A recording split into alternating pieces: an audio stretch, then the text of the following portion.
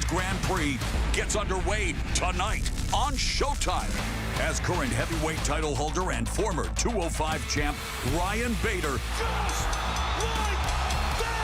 gets another shot at Lyoto the Dragon Machida. The quarterfinals continue Friday, April 16th. Corey Anderson, fresh off his victorious debut, welcomes Dovoljan Yagshimurtadov to the Bellator MMA cage. And the belt is on the line in the main event. As Phil Davis looks to avenge his split decision loss to light heavyweight world champion Vadim Nemkov, who is riding a 7-fight win streak. The opening round concludes with a bang Friday, May 7th, as Bellator newcomers Anthony Johnson and Yoel Romero collide with a spot in the semifinals on the line.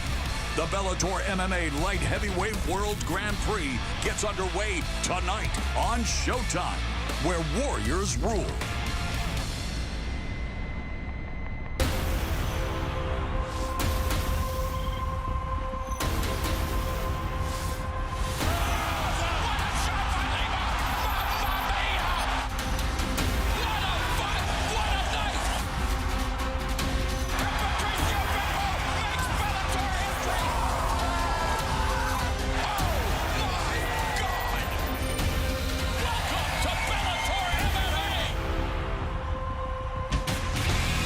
From the Mohegan Sun Arena in Uncasville, Connecticut, Bellator MMA Avengers assemble!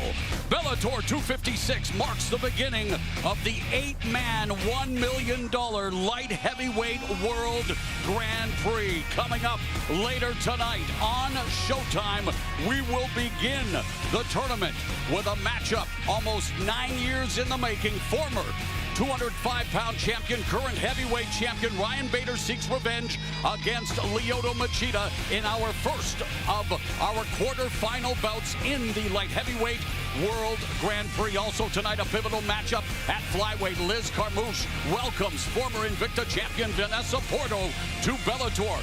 A featherweight matchup flying under the radar. Adam Boric battles Jeremy Kennedy. Kat Zingano has her eyes on Cyborg, but first she needs to get by Bellator newcomer Olivia Parker, and we are kicking off the proceedings later tonight on Showtime with an important matchup in the lightweight division. Goichi Yamauchi has the most submissions in Bellator. He welcomes Dan Moret to Bellator MMA. And for now, Big John McCarthy and yours truly, Mauro Ranallo, will focus our attention on the preliminary action. John Douma versus Will Smith to get us started in the bantamweight division. Our tail of the tape for this bantamweight fight. The big thing is the reach. John Douma does need to get inside. Can Will Smith keep him out on the outside and just pick him apart? With the official introductions, here is Michael C. Williams. Ladies and gentlemen, welcome to Bellator 256 as the prelims kick off now with 3 5-minute rounds in the bantamweight division. Introducing first, the blue corner, at 5'8", weighing in 134.6 pounds. His professional record, 3-2. He fights out of New Haven, Connecticut, Will Sriracha Smith.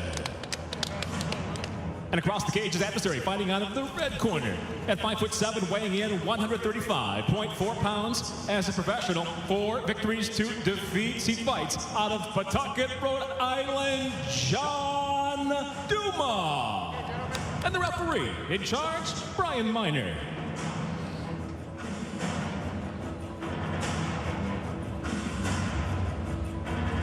Brian Miner has been assigned this bantamweight battle to begin things here at Bellator 256 from the Mohegan Sun Arena. John Douma in the red gloves, Will Sriracha Smith in the blue gloves. And instead of getting jiggy with it, John, this Will Smith says he's going to get saucy with it. He says he's got too much sauce for John Douma. Douma, who is 4-2, all 4 of his wins have come inside the distance, looking to improve his Bellator record to 2-1. John Douma has fought somebody that is very similar to Will Smith. Will Smith's very athletic, long, lean. He's fast. John Douma's first victory in Bellator was against Mike Kimball, who had all those same attributes. And John Douma ended up taking him ground, and it was his technical fighting that got him that win. Ended up with a submission victory. Smith able to score with the jab, splitting the guard of Douma. Nice combination attempt by Smith, John, going with the jab, following immediately up with the right uppercut. Yeah, he's given a lot of feints right now, which is good, but he continues to move. It's when you see him start to set his feet, that's going to be something he's going to have to be careful with, because that's what John Douma is going to be looking for to shoot in for that takedown. Douma started wrestling at the age of 10, switched to mixed martial arts after he was done with his education.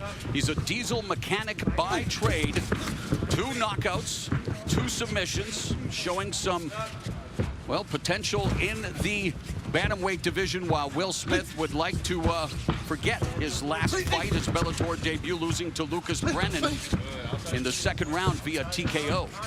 And again, you're talking about contrast of styles. Will Smith's first opponent in Bellator, Lucas Brennan, black belt in Brazilian Jiu-Jitsu, very similar, but probably has a better ground game than John Douma, but wants to get the fight into the same area. So it's Smith utilizing the feints, utilizing the movement. Douma marching forward, taking small steps, looking to navigate the distance. Delivers that jab twice as a rangefinder.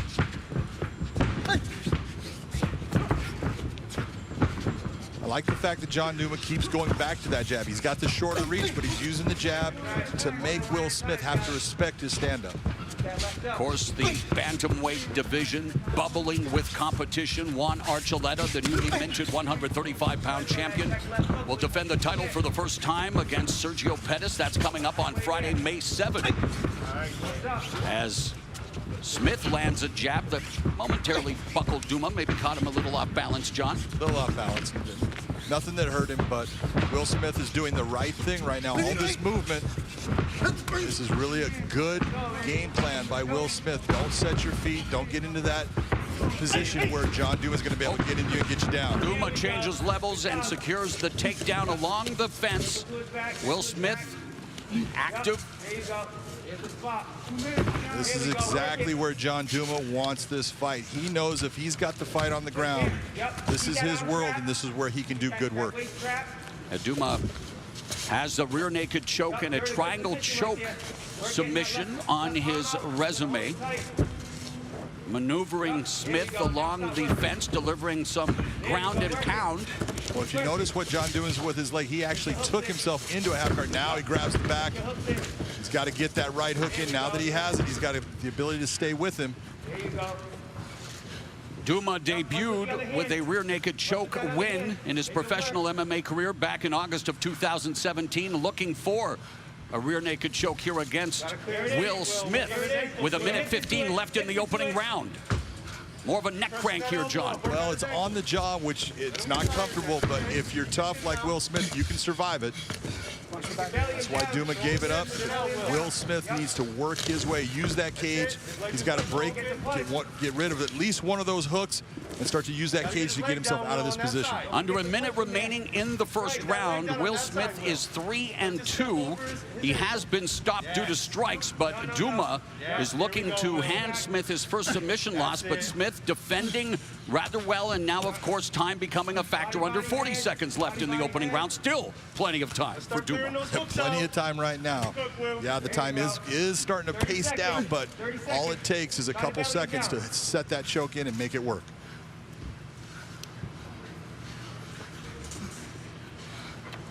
Turn your hips. Final 15 seconds of the opening round of this bantamweight encounter between John Douma fishing for that rear naked choke on Will Smith. Last 10 seconds of the round. Can Douma finish the fight? He has the ability to. Again, it's on the chin, so it's a matter of Will Smith just gutting it out. And Smith, not necessarily saved by the bell, but able to escape what was a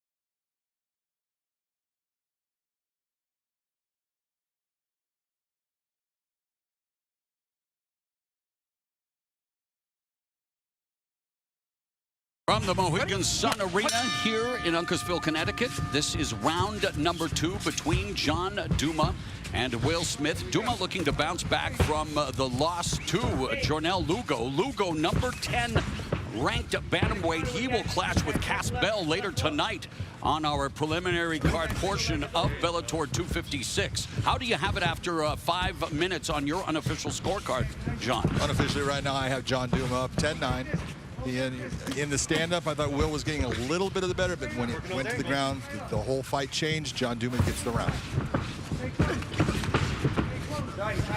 Smith's gas tank was taxed in the latter stages of the opening round, defending on the ground, but he says his greatest strength is his conditioning. Now delivering some long-range jabs, trying to bounce up and down, trying to stay active, and there was a... Where is that, John? South of the border.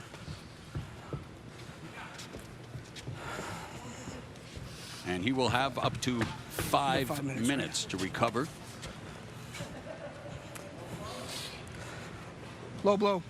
Hey, he's in transition, right? Yeah. Stay right there for me.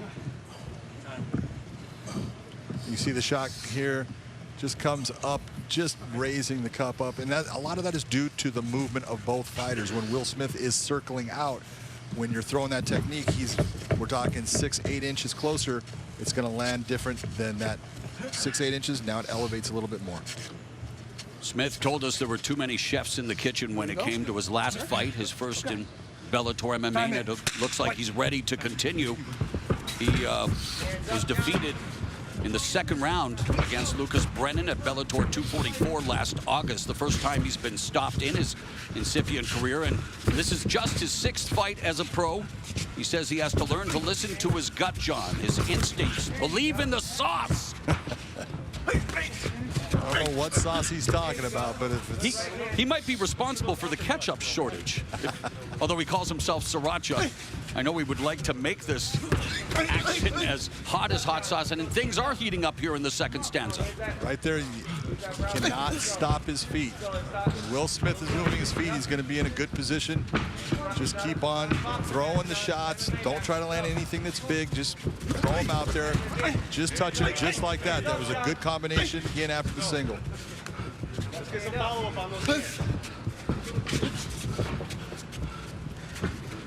Smith does have a TKO victory on his record, but that was due to a shoulder injury in his professional debut back in March of 2019. Under 3 minutes here in the second round, still collecting data, although nice low outside leg kick there by Smith. It's a very nice low kick. He's done it both to the inside and outside, and it's starting to cause John Douma a problem. And you can see on Douma's face, Morrow, take a look.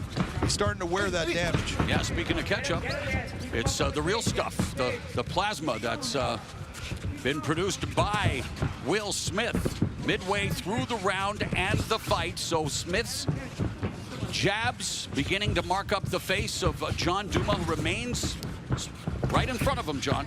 John Douma needs to go back. If you remember in the first round, he was throwing that jab out.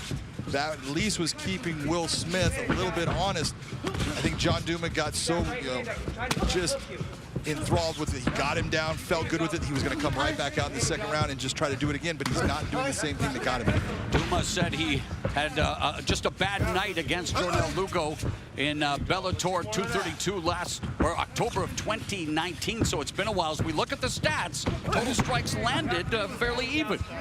Nice takedown attempt. John Douma got deep on him here. He should get this takedown. Will Smith trying to fight it off. Douma again started wrestling at the age of 10, trying to secure dominant position with this takedown attempt, but posting up is Smith. Douma putting a lot of pressure down on Smith. And now Douma looking to climb Smith's back, trying to put in one of those hooks. Both hooks would be... But he has no hook right now, and if it gets too high... Elbow by Smith. Body lock and waist lock being employed by Douma. He just drags Smith to the ground, John. Just drags him down, got that one hook, exactly what he wanted to do. Now he's back in that same position he was in the first round. Get your hook in. We are coming up on the final 60 seconds of the second round. John Douma looking to finish the round the way he did in round one, with Smith on the ground, looking for the submission. Let's go. Step over. You know, between rounds, Smith's corner gave him good information. You need to peel that ankle away. I need you to turn into him. All those things. Of course, the longer the fight goes, perspiration then also becomes a factor. But here's Douma again, just looking for that rear naked choke victory on Smith. Perspiration can work both ways. Right now, John Douma does not have that set. Will Smith has shown he's tough enough. He's not gonna tap out due to pressure. So John Douma is gonna have to slide that arm into that neck area to the point where Will Smith is gonna be put in the position he's either gonna have to tap or it's gonna be a knock. Final 10 seconds of the second round. John Douma controlling Will Smith's back as we head to the third and final round.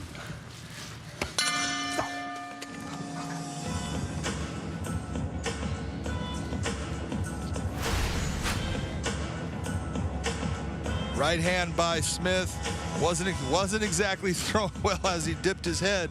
You can see he's looking down. You got to be careful where your head goes, but he hits him with the right hand still.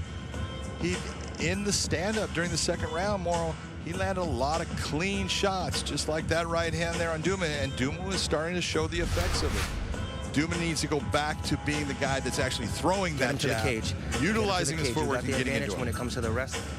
See when he's getting desperate there in the middle of the round. Yep. Keep looking for those tells. Pay attention to those tells. You can see when he's about to shoot.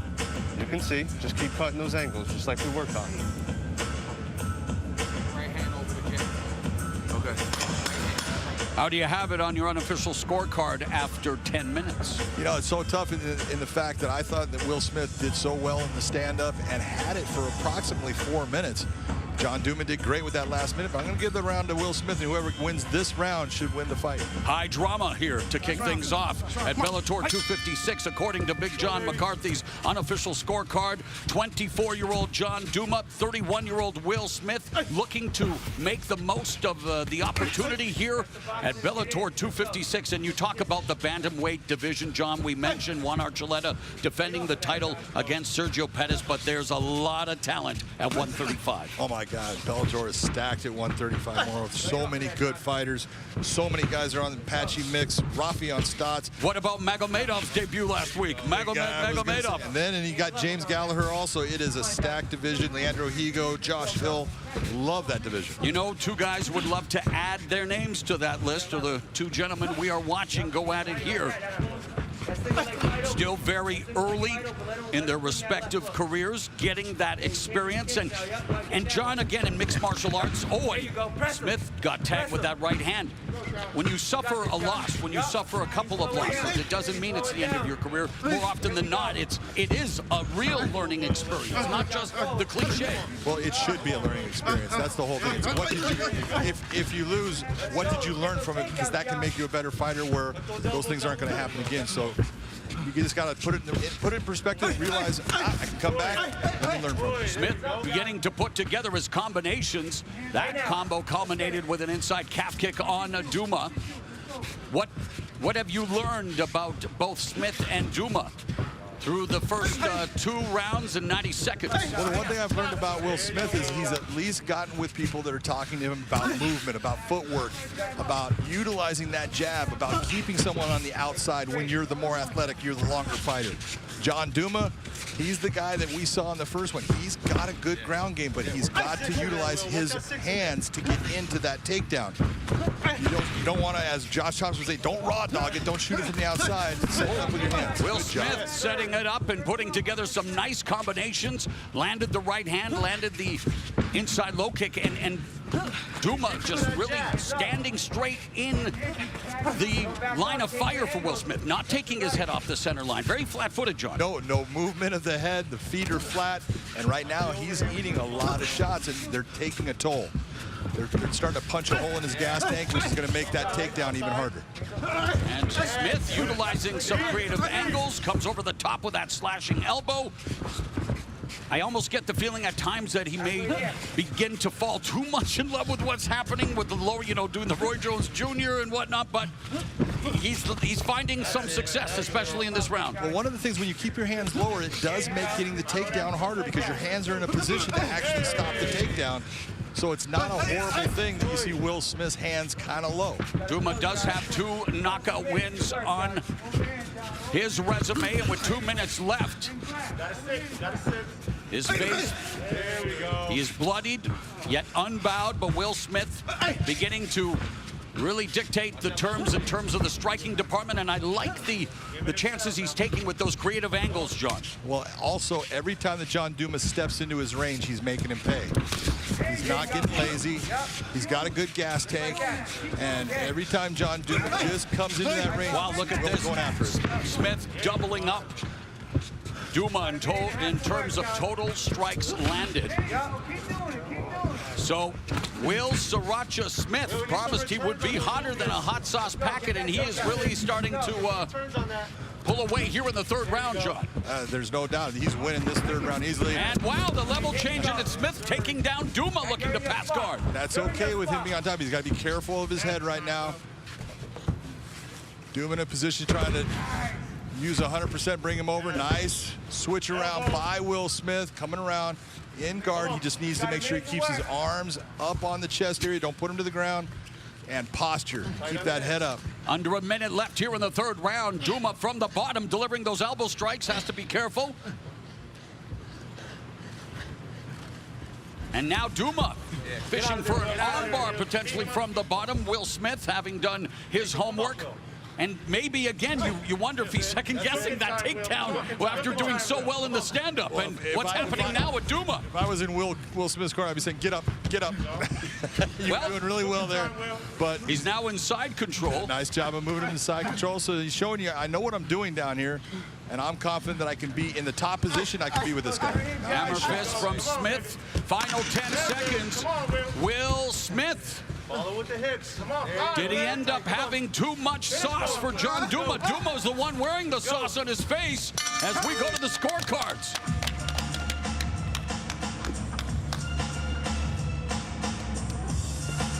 So what do you think, John, on your unofficial scorecard? How do you have this 15-minute affair at 135? Unofficially, I have Will Smith winning this. Score of 29-28. I really like what I saw at Will Smith, especially in that 3rd round. Came out, took control, beautiful jab. Every time that John Douma came into his range, he made him have something to think about. John needs to start taking his head and bring it off the center line. His head's too steady. And when he got flat-footed, bad things started to happen in the stand-up. Here's a takedown by Will Smith. Beautiful double leg takedown. Picks him up, drops him down. Needs to be careful with that head. He gets his head to the center line. And look at our fight stats, and Will Smith with the advantage, except when it came to ground control. And we saw Douma working for the submission, especially in the latter stages of rounds 1 and 2. Yeah, well, in round 1, he definitely won it with that. I'm not sure he got enough of it in round 2. We'll see.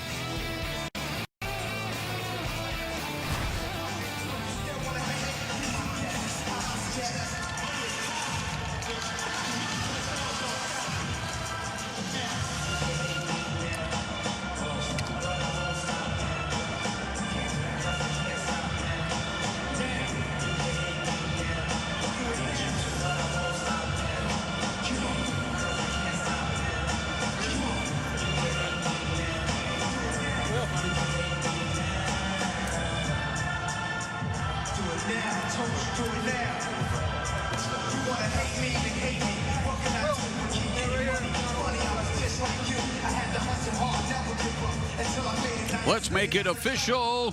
Here is Michael C. Williams. Ladies and gentlemen, having gone the distance, we'll go to your 3 judges at cage side. Your first, Peter Rogers, scores at 29-28. He sees the fight for Douma. Your second judge, Eric Colon, scores at 29-28. He sees the fight for Smith. Your third and final judge, Doug Crosby, scores at 29-28 for the winner by split decision, John Douma. John Douma secures the split decision victory over Will Smith. Big John, your reaction? It was a close fight. I personally believe Will Smith wins that fight. You know, you take a look at the second round is the round that really is the difference maker, and that difference maker is Will Smith was on his feet for almost 4 minutes, landing way more strikes. Yes, he got taken down, but was never close to being submitted. I give it to Will Smith, but judges gave it to John Douma. Congratulations, John Douma. John Douma improves to 2-1 in his Bellator tenure, while Will Smith falls to 0-2. Let's welcome in our Fight Desk colleagues, Jen Brown and Josh the Punk Thompson. Well, thanks, Jorge. He said your name way better than I could ever say it, by the way. He's been doing it for years. All right, well, it is great to be back here for our second of 3 straight weeks of Bellator MMA action right here inside the Mohegan Sun. And, you know, I want to talk about, you know, we've got an incredible lineup of fights coming up tonight, Josh. You know? Yeah, I'm really pumped for the 2 female fights that are on the main card tonight. There's a lot of exposure for both, for all the ladies that are there, and so I'm excited for that fight. Well, tonight we also kick off the quarterfinals of our light heavyweight World Grand Prix. A lot is on the line. We've got 8 of the best light heavyweights in the world. They're going to face off in a tournament style that, of course, Mr. Coker is so well known for. A belt, a light heavyweight crown, and $1 million is on the line. And right here tonight, we've got a rematch. That is our main event of the evening tonight. Now, Josh, when you look, though, at this whole bracket and all the fighters that are in it, it really has something for everyone. It's hard not to get excited. Yeah, I think the fans are really eager to see, you know, the debut of Yoel Romero and Anthony Rumble Johnson. And so when we're talking about this tournament and what it has to offer, it's got those 2 new stars that are coming in, as well as, you know, the Vadim Nemkov carrying his title all the way to the finals if he can. Well, tonight, as we said, Ryan Bader is taking on Lyoto Machida. It is a rematch. That fight has a lot of people talking about what we're going to see, the evolution of these two. A lot is on the line for both of them. All right, we're going to get back to the fight action. Bora, back down to you. All right, thank you very much, Jen. We are set for action in the flyweight division. We will see the first appearance in a Bellator MMA cage for the undefeated Diana Avsaragova as she takes on the double tough, the tiny terror, Tara Graff, who wants to move her Bellator MMA record to 1-1. Our tail of tape for this flyweight matchup. You see, look at the difference in age. 22 years of age and 34 years of age. Can the younger lady get it done, or is Tara Graff going to get her win? Here's Michael C. Williams. For those joining us live tonight on Bellator MMA's YouTube channel, we welcome you to the preliminary card here at Bellator 256 as we get set now for 3 5-minute rounds in the flyweight division. Introducing the blue corner at 5'4", weighing in 125.2 pounds. Her professional record 1 and 2. She fights out of Waldorf, Maryland. Tara, the tiny terror Graff. And across the cage, her adversary fighting out of the red corner at 5'7", weighing in 125.8 pounds, making her Bellator debut. She enters with 2 professional victories, no defeats, fighting out of Grozny, Russia, Diana Pantera Avsaragova. In charge, your referee, Kevin McDonald.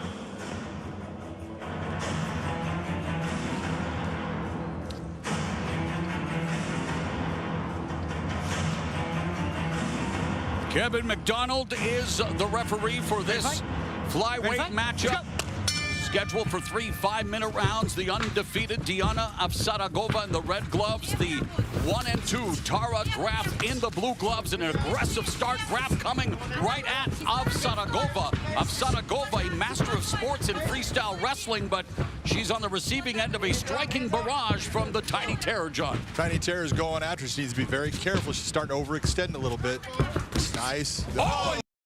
She got it. Wow, the master of sports and freestyle wrestling with a master display in striking. Mamma mia! Welcome to Bellator MMA, Pantera. Just as I was telling you, she's starting to overextend by being so aggressive. Avsaragova lights her up with the right hand. 29 seconds KO. Watch what happens here. She comes in, right hand, right on the button. That stuns her. She tries to collect herself. Avsaragova Boom, right back with that right hand again. She is out, going down. Real speed, gets up, right back to it. Deanna Avsaragova just having a debut that you dream about, Morrow.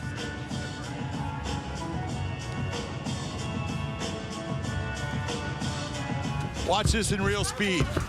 Graff coming heavy. Big shots, 2 big shots. It puts her out.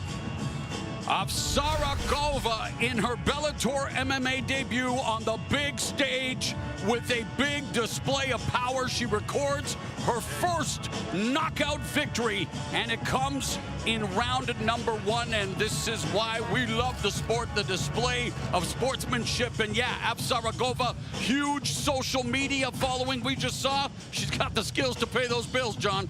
She's going to have a couple more people on social media following her after that one. That was an impressive debut.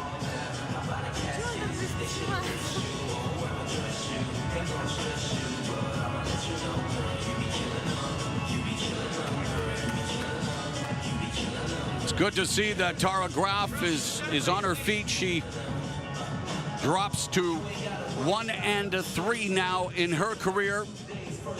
Let's make it official with Michael C. Williams. Ladies and gentlemen, the end comes suddenly. Just 29 seconds into round number 1. The winner by knockout and still undefeated, Diana Pantera Avsaragova. Diana Avsaragova. Diana Avsaragova. Boom! In her Bellator MMA debut. Let's go back up to Jen and Josh. Well, thanks, Mauro. Tomorrow, Showtime Championship Boxing returns with a 3-fight main card. Rising star Gerard Boots Ennis looks to earn a title shot. And in his way is former super lightweight champion and top-ranked Sergey Lipinets. That is tomorrow at 9 Eastern, 6 Pacific, only on Showtime. Well, tonight, the hunt for the contender position is on as 2 of the top female flyweights, Liz Carmouche and Vanessa Porto, square off. Now let's throw it across the pond to check in with Gareth Davies to break this bout down for us.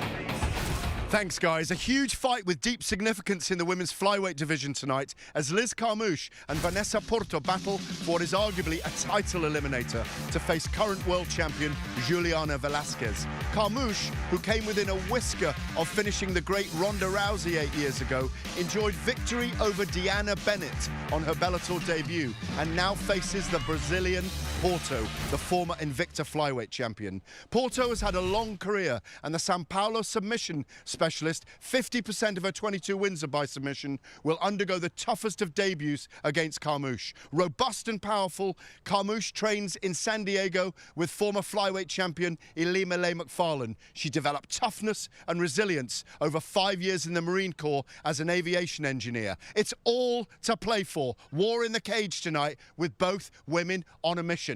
Can one of them get the title shot? Back to you guys. Well, that's our co-main event. And as Garrett talked about, Porto is coming in with that confidence, right? She's got that 4-fight win streak. She wants to make a statement in her Bellator debut. And if you look at the rankings, she's got a great opponent. She's got the number 2 ranked fighter in Liz Carmouche, and if she can get a win over her, I think that says a lot for where she might end up on our rankings. Yeah, but Porto's fought the who's who in MMA, and the fact is Liz Carmouche is nothing different than what she has seen. And so for her to actually jump into fight Liz Carmouche, who is ranked number 2 right now, that gives her an opportunity to stamp her name in her debut.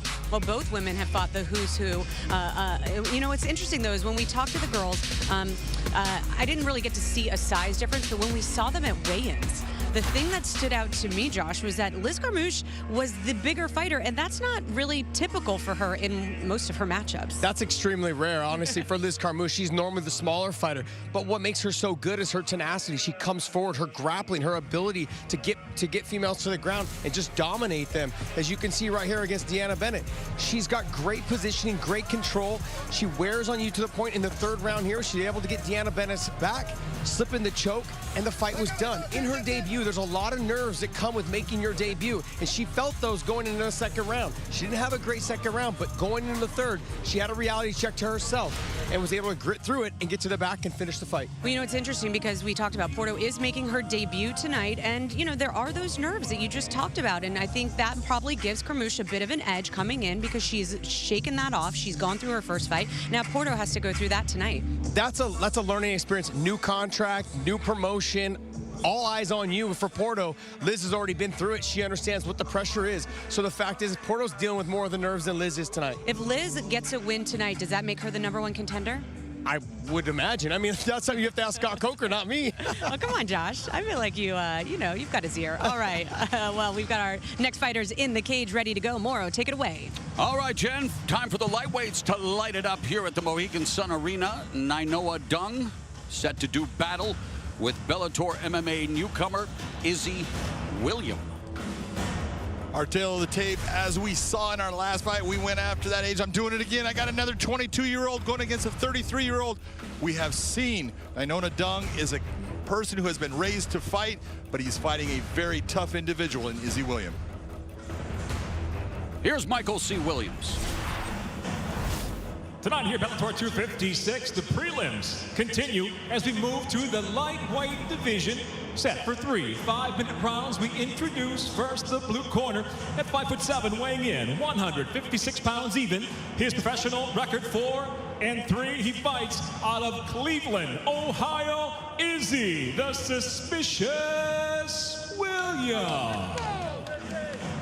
And across the cage, his adversary fighting out of the red corner at 6'1", weighing in 155.9 pounds. As a professional, 3 wins, 2 defeats, fighting out of Makaha, Hawaii, introducing the babyface assassin, Nainoa Dung.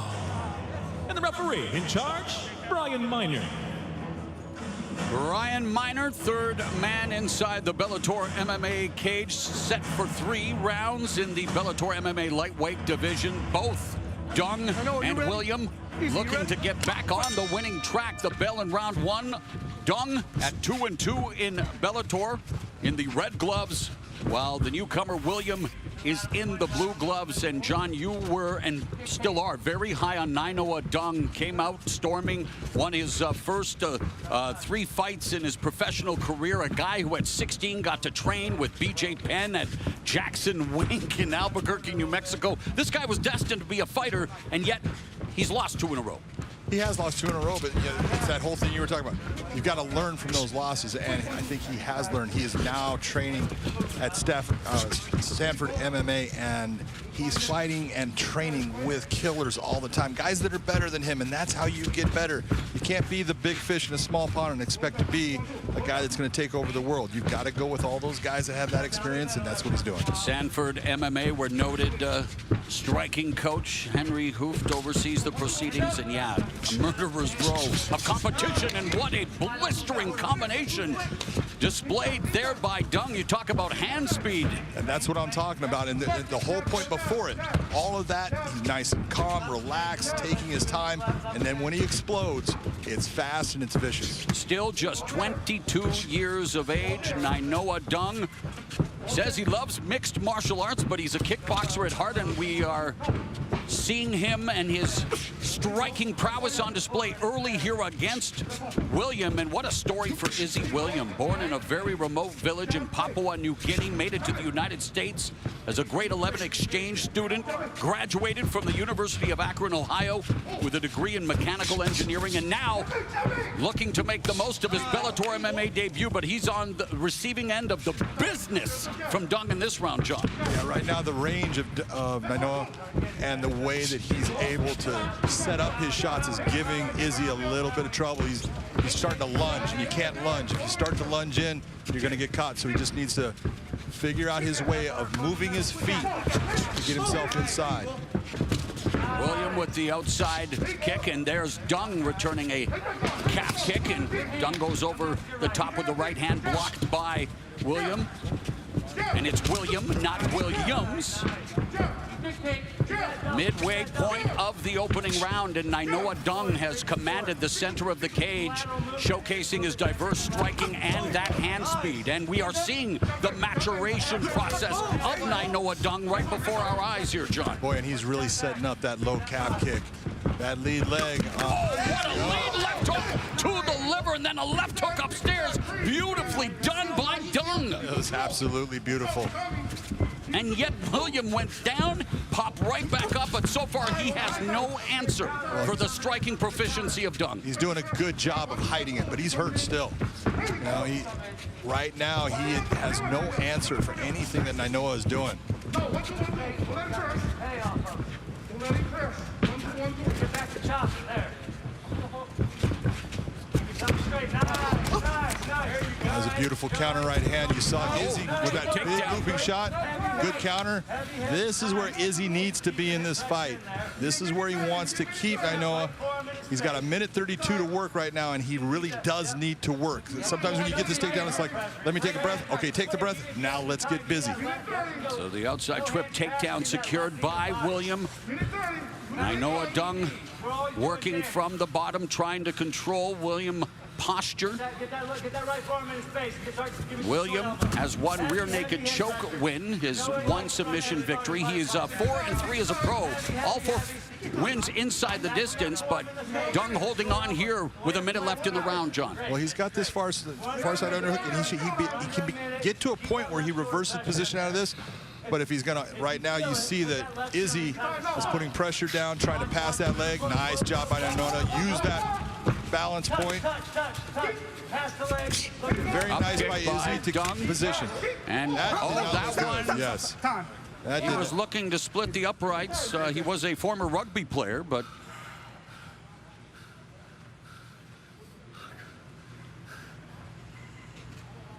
that one definitely landed right in between. He didn't mean to do that. You know, he was trying to hit the leg, and it just slid up over the leg, catching Nainoa Dung. Dung again will get up to 5 minutes to recover. He knows that at 22, this is just the beginning for him. He says he needed the extra time in his life to put everything together. The message he wants to send tonight is that you should never, ever doubt him or count him out. Well, so far in the stand-up, he has definitely delivered on that message. He has looked fantastic when he's been on his feet. He needs to take his time here. Don't feel like you're pressured to start before you're ready. Get yourself set.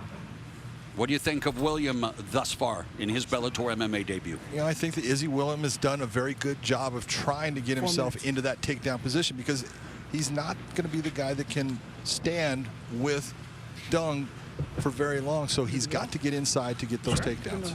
We are just getting started here at the Mohegan Sun Arena. You're watching Bellator 256 preliminary action. Bellator 256 main card coming up at 9 Eastern on Showtime, and it will feature the opening round of the Bellator light heavyweight World Grand Prix. Superman punch, another blistering combination by Nainoa Dung. But Ryan Bader and Lyoto Machida, they will rematch in our main event tonight, the first of the quarterfinal matchups in the $1 million Bellator MMA light heavyweight World Grand Prix, as Dung continues to paint a pretty nice portrait of his striking here in the opening 5 minutes.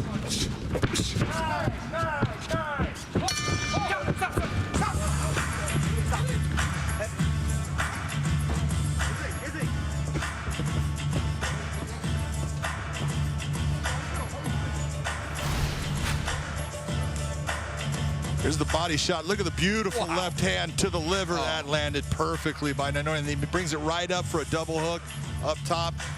One of the best lead left hooks to the liver I've seen in a long time. Look at that thing. You can see the shock on the body that it has. Izzy actually crosses his feet, and that's why he went down. That's because it had an effect on him. And again, beautiful shot with the right hand to the body. And all of those body shots, people don't think about them, they pay off. They're so crucial, so important, so underutilized. And Dung able to just really showcase the diversity, and he was in total control in the stand-up, both mentally and otherwise, John. Very calm and cool in his delivery and so fast. He is fast, and that's why you hate young guys. Youth and speed, deadly. Not two. How did you have it on your unofficial scorecard after the opening round? I give the first round at Dung 10-9. Based on what we've all just talked about? Yeah, exactly. It was all that stand-up. You know, the fight went to the ground, but not a whole lot really occurred on the ground. So didn't take over for all that time on the feet. Dung utilizing all of his weapons as he opened the second round with a head kick that was blocked by William, and doubling up William in terms of total strikes landed thus far, John.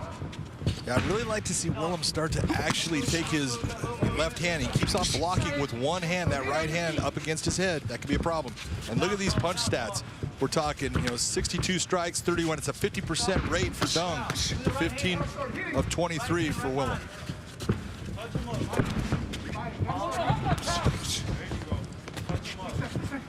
First minute gone here in the second round. Dung from the southpaw stance. There's a side kick by William. William ducking underneath, comes over the top of the right hand, then off balance. Gets hit again with that left from Dung.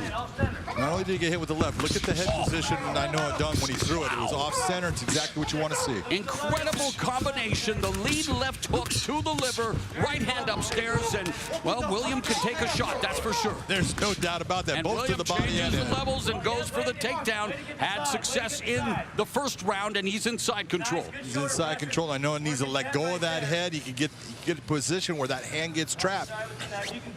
Right now, I believe it is trapped, and you can see the Izzy Williams kind of looking towards the Von Flue choke. It's not the Von Prue? No, it's the Von Flue. Shout out to OSP. And to Jason. And to Jason. OSP, of course. Competed on Showtime with Strikeforce, now in the UFC, and yes, Jason Von Flue, the originator, the popular. But here in the second round, under 3 minutes remaining, William has been able to take Dung down, and now looking to maximize his positioning.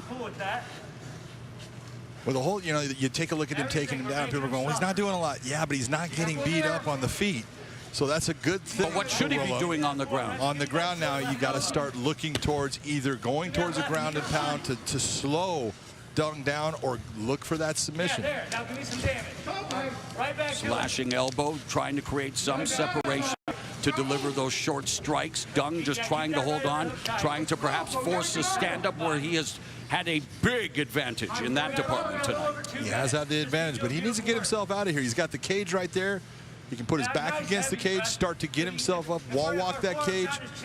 You do not want to stay in this position where you're underneath Izzy William, just starting to accept damage. Walk us through the wall walk attempt. What should he be doing here in terms of just trying to shimmy up? Just like you're seeing, I want to get my back, but right now Izzy Williams starting to put pressure down, and he's trying to pass the leg, and that's what Nainoa is worried about, is that leg passing over.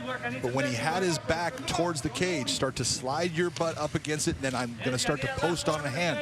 Once I start to post on the hand, he's got to either switch what he's doing or I'm going to be getting up. So it's a matter of you have to get to the point where you say, all right, I'm going. Referee imploring both of them to stay busy, and now Dung with a momentary attempt at escape, trying to scramble. Kick the leg, kick the leg, kick the leg.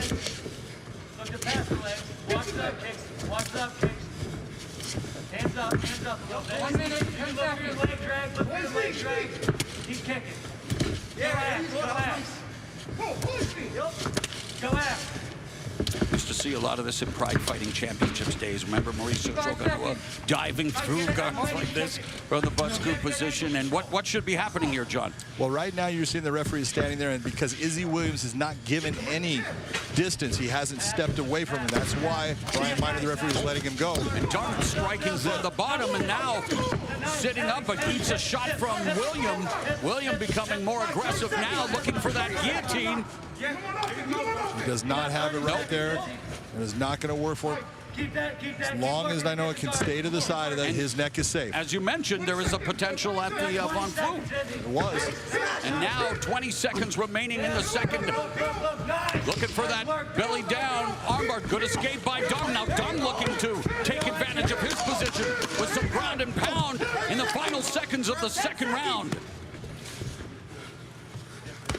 Good fight through 2 rounds.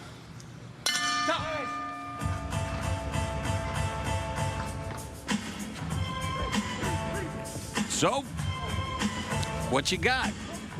After 2 rounds, I have the fight 20-18 for Nainoa Dung.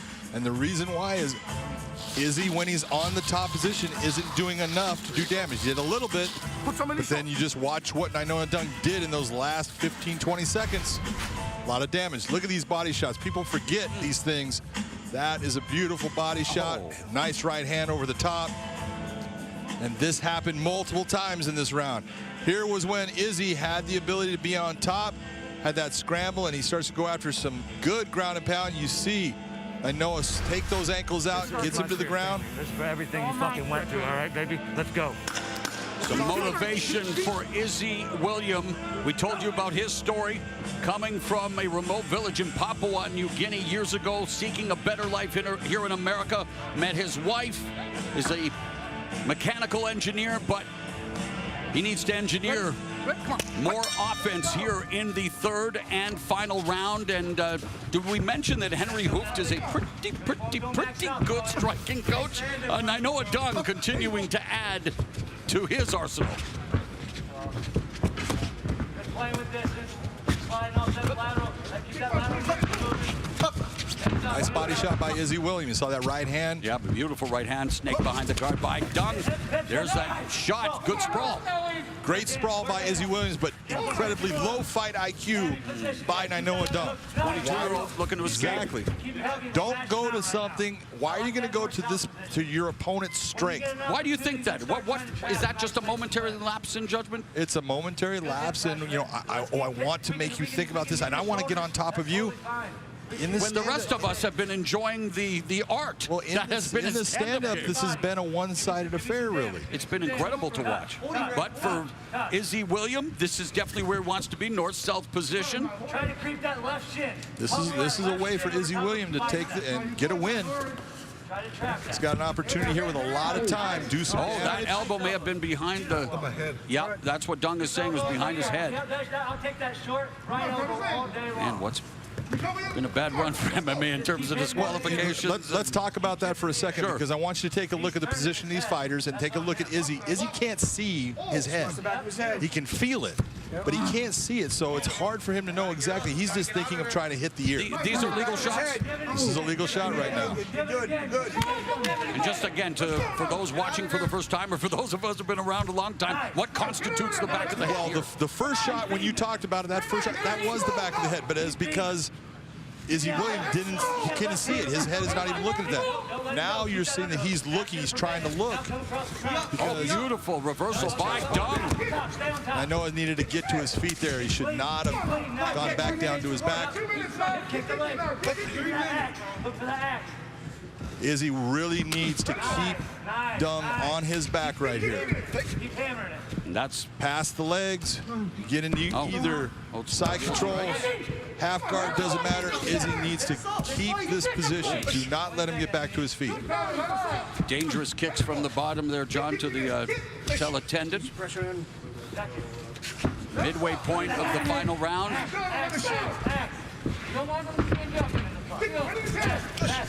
This is what Izzy needs to do. Keep that pressure, stay connected.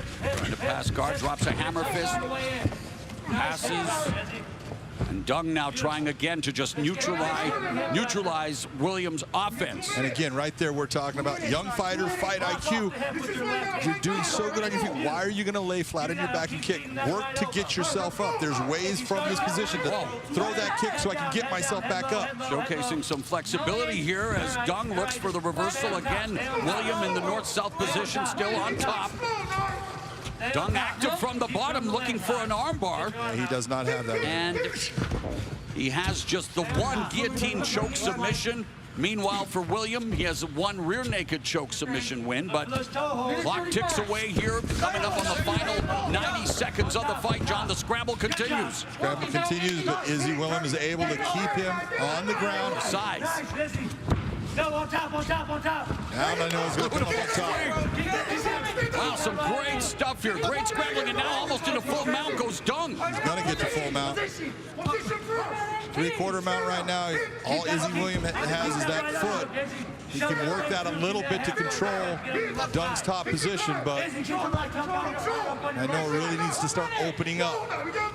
I've seen all facets of what makes mixed martial arts such a great sport here in this battle between Nainoa Dung and Izzy William. Keep that shield. Strike back. Less than 1 minute now. Strike from there, Izzy. Strike from there. 45 seconds. Who is going to leave the larger imprint on the judges if it goes the distance? Who is going to dare to be great? Izzy's left hammer fist. This is where you tell guys, man, you got to go. Leave it all in the cage. Have nothing left. No regrets. 30 seconds left. William fishing for the leg of Dung, and Dung content just to sit upright, delivering the periodic shots. William trying to neutralize the wrist control on Dung. 15 seconds. Go in. There you go. 10 seconds now. 10 seconds. Dung trying to finish with a flurry. Wait, nice. Nice. There you go. Nainoa Dung with a primal scream, but did he leave it all in the cage, John? We saw so many great moments from his striking. Izzy William obviously had success with a takedown and some control on the ground, although Dung very active in all facets.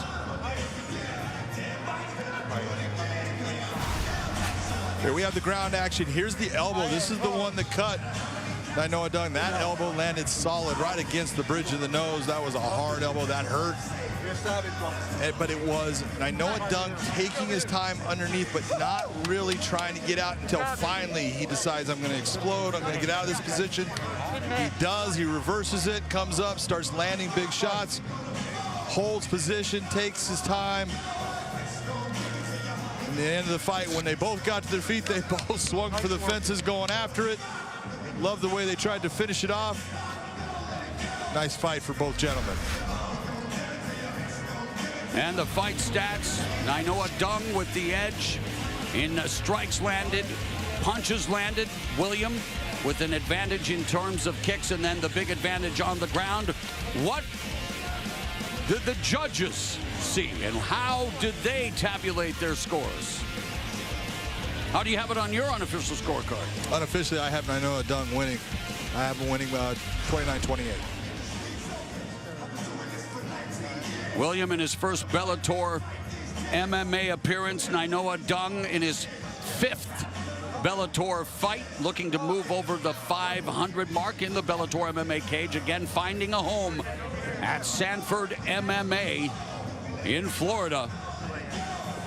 He has such promise. You see all the skills, Just the 22. speed. Yep, well, let's see what the judges thought. Let's go to Michael C. Williams. Ladies and gentlemen, for the official decision, we'll go to your judges' scorecards. Your first judge, Peter Rogers, scores it 30-27, while judges Dave Peabody and Eric Colon both see it the same, 29-28. All have it for the winner by unanimous decision. The baby-faced assassin, Nainoa Dung. Nainoa Dung spoils Izzy William. His debut in Bellator's Nainoa Dung bounces back and snaps a 2-fight losing streak. So Nainoa Dung seems to have, well, hand to glove when it comes to Nainoa Dung and Sanford MMA. Let's go back to Jen and Josh. Well, Bellator 256 continues here live from the Mohegan Sun Arena in Connecticut. But remember, day or night, if you've got the fight bug, Bellator MMA is always streaming on its 24/7 Pluto TV channel. It's available now on your favorite devices, so look for us in the sports category. Well, announced back in February, 8 of the best light heavyweights on the planet all sit on this $1 million bracket. The light heavyweight World Grand Prix kicks off tonight. Former division champion and current heavyweight champion Ryan Darth Bader meets a man with a familiar fist, one of the sport's greatest, Lyoto Machida. And for more on this main event, let's check in with Gareth Davies. Thanks, guys. The Bellator Light Heavyweight Grand Prix kicks off tonight with a main event rematch between two of the most decorated fighters ever to grace the Fight League's roster. Ryan Bader and Lyoto Machida met 9 years ago, with Bader knocked out cold by a short, straight right hand from the karate master. Almost a decade on, times have changed, Bader has matured and become a champ and is a formidable force with his striking and wrestling, having won both light heavyweight and heavyweight belts in Bellator. Darth, the favourite tonight, has the opportunity to set the record straight here. Will the dragon breathe fire in the cage tonight, or will Bader avenge defeat all those years ago when he felt his lights go out in Los Angeles? We cannot wait. Back to you guys. That is right, we cannot wait. So we've talked about this. This fight was 9 years ago, Josh. So much has changed from these fighters. What do you think we will see different from Lyoto Machida tonight? I don't think you're going to see anything different from him. I mean, realistically, all he has to do is adjust, make a couple little adjustments. Because he has gotten older, the speed is not what it was the first time they fought. He'll make those adjustments because he's a true professional. And so he'll make those adjustments, and you're going to see a vintage, I think, Lyoto Machida tonight against Ryan Bader. And that vintage Lyoto Machida is what we all love, don't we? All right, let's get back to the fight action. Morrow? All right, Jen, the bantamweights are back in the Bellator MMA cage. Jalon Bates set to take on Jeffrey Glazner. Glazner missed weight and will miss some of his purse, but the fight will go on. This is Jalon Bates, and we saw that he is a talented young fighter. He's got a good ground game. He's got good stand-up. Look at the ground and pound, and look at the pressure he's putting on his opponent right here. Gets the beautiful takedown, takes the leg out. This is a kid that you're going to have to watch for a long time because he's going to be around. Our tail of the tape for this matchup, we just talked about it. Morrow, you just brought it up. You got to go to the weight if you're going to be a professional. 137.8 is too heavy. That cannot be done. It is time for the match. Let's go to Michael C. Williams. For those joining us tonight on the Showtime Sports YouTube channel, we welcome you inside Mohegan Sun Arena for the Bellator 256 prelims as we continue now in the bantamweight division, set for 3 5-minute rounds. Introducing the blue corner at 5'8", weighing in 137.8 pounds. His professional record: 2 wins, 1 loss, fighting out of Baltimore, Maryland, Jeff Glazner. And across the cage, his adversary, fighting out of the red corner at 5'10", weighing in 136 pounds even, coming off his Bellator and professional debut. He returns at 1-0 as a pro from Portland, Oregon, Jalen New Breed Bates. In charge, referee Brian Miner.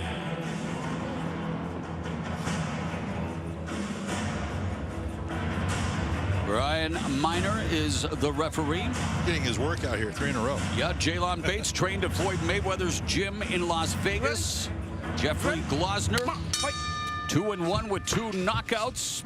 Bates in the red gloves, Glazner in the blue, and they immediately come together, and immediately Bates secures the takedown into side control.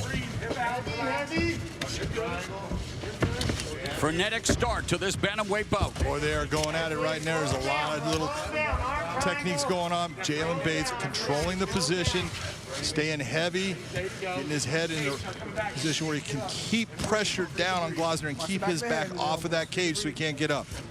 Bates training with Fabiano Scherner at American Top Team Portland, while Glazner fighting out of Severn, Maryland. That's not named after Hall of Famer Dan Severn, right? He's from Coldwater, Michigan, as Bates looking to pour cold water on Glazner's fight here tonight. Bates all over Glazner in the opening minute, John.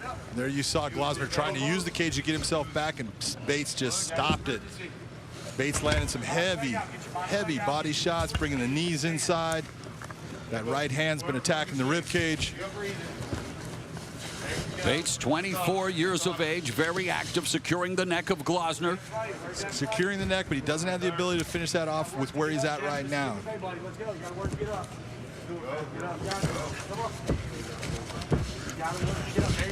Bates went 9-0 as an amateur with 3 knockouts and 4 submissions. Glazner back up to his feet. Knee grazes off the rib cage of Glazner, and you talk about tenacity. Jalon Bates. Jalon Bates putting a lot of pressure.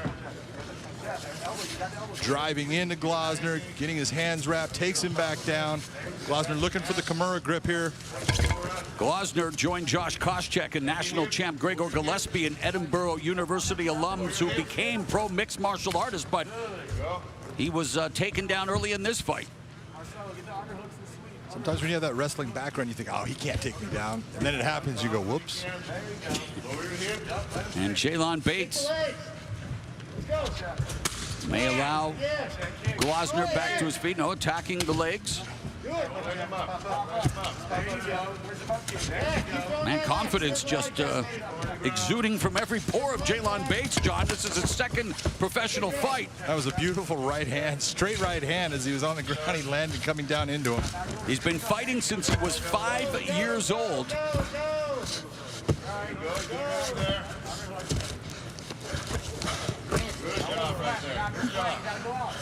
And if it wasn't bad enough for Glazner having to, well, miss weight,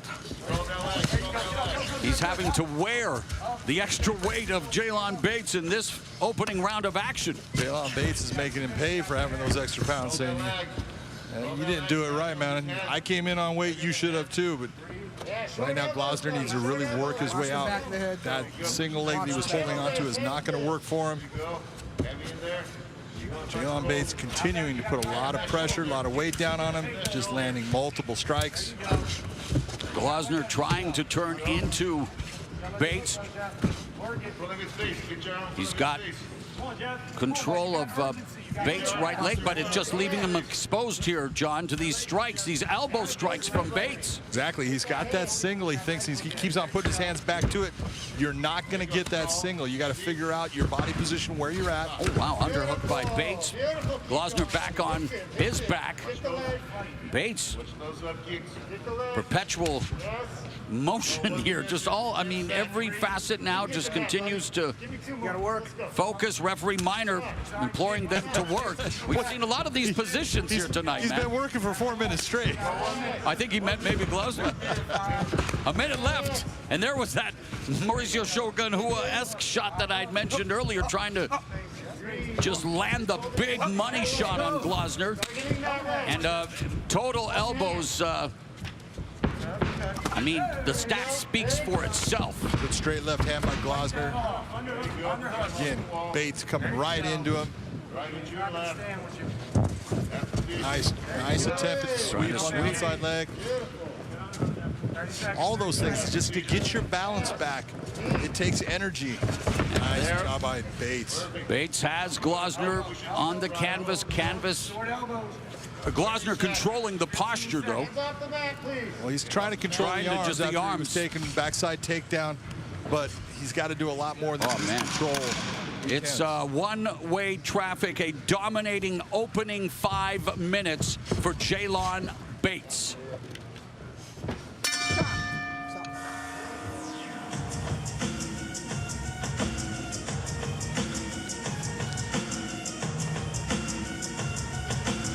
Do I have to ask what your unofficial scorecard reads? I hope I get 10 in the 8th round. Okay. Oh, let's listen. Breathe. Good. One more time. Good. Excellent round. Let's repeat that. Good advice by Fabiano. Oh, that's a beautiful knee inside. These are the things, people, you know, that you sometimes don't see at full speed, but watch these shots. Here's this right hand, right on the money. These elbows to the ribs. This was a dominating round, more. I would have given it a 10-8 because you had basically zero offense coming out of Glazner. And nothing but damaging strikes and repeated takedown strikes by Jalon Bates. So I didn't have to pull a page out of the Canadian icon Gordon Lightfoot's playbook. You could read my mind. I was going to ask you about the 10-8 scorecard. Doctor has called time. You want to continue? Yeah, what's a lot of leg shots. You good? Yeah, I'm good. You good? Okay. All right. Glazner Right there. indicating that he wants to continue. Real fighters do. That's what Jeffrey Glazner is, so that's good. The bell in round 2, they touch gloves. And in terms of what Jalon Bates has done in the opening 5 minutes, looking to pick up that single leg, and again ends up with Glazner on his back. I was going to ask about the adjustments that Glazner wanted to make in between rounds. One of them would be to keep the fight standing. Didn't go. Or at least keep himself off of his back. He does a good job when you see it inside here. He's trying to get himself back to a position to get standing up. He doesn't just lay on his back and just let things happen. But Bates fishing for... What's he fishing for? Come on. Well, there's a few options here, There is brother. a few options, but he was really looking towards that Darce choke. Yes, the Darce, maybe. It's only a Bravo if it was a gi. You put a gi on it, it could be a Bravo choke. Anaconda would be the Milton Vieira special, who... Or Nogueira. Well, he taught Nogueira. Herring, exactly. Bottom leg out. Bottom leg out. A minute remaining. A minute gone here in the second round, and Bates all over Glazner. You know, does it beg asking about the weight cut and everything? I mean, Bates just came out of House of Fire, and it just seemed like he didn't give Glazner any opportunity. Well, he's really cranking on this neck right now. Glazner has got that. He's looking towards a Japanese necktie. Don't know if he's going to be able to get it. Yeah. Oh, there's the neck he crank. gets it. And Jalon Bates. I'm coming for that belt. Man, he has got confidence. He's saying he's coming for the belt. This is just his second professional fight. I'm your boy. What'd you get him with? 2-0, and I don't know why, but I can tell he spent some time at the Floyd Mayweather gym in Las Vegas. That confidence is at 11. And rightfully so. I promise you, bet on bet I want you to see what, just the things that happen here. That was a big, left hand, but again, Jalon takes it, steps in, gets the single leg, gains position, and then just slowly and systematically hits him with shots and then goes for this choke. This is a neck crank right here, and what he's doing is he's putting pressure on that neck. Look at the bend of the neck, Morrow. You can see how much pressure, and there's also that arm in there putting pressure down on the esophagus, on the throat area, hard to breathe. It is not a good position. You can see how that arm, he's using his body to push the head down into his arm. Very, very painful crank. That's a gorgeous win by Jalon Bates. And in his second professional fight, Bates cranks out his first finish, an illustrious one, as he forces Jeffrey Glazner to tap. Glazner falls to 2-on-2, but again, just 2 pro fights. Maybe early to say that the bantamweight division is on notice, but maybe it's on notice. I'll tell you what, again, this is the times when you see young fighters and you go, oh, that kid's going to be good. If he continues to progress, he's going to be a handful for everyone. Here's Michael C. Williams.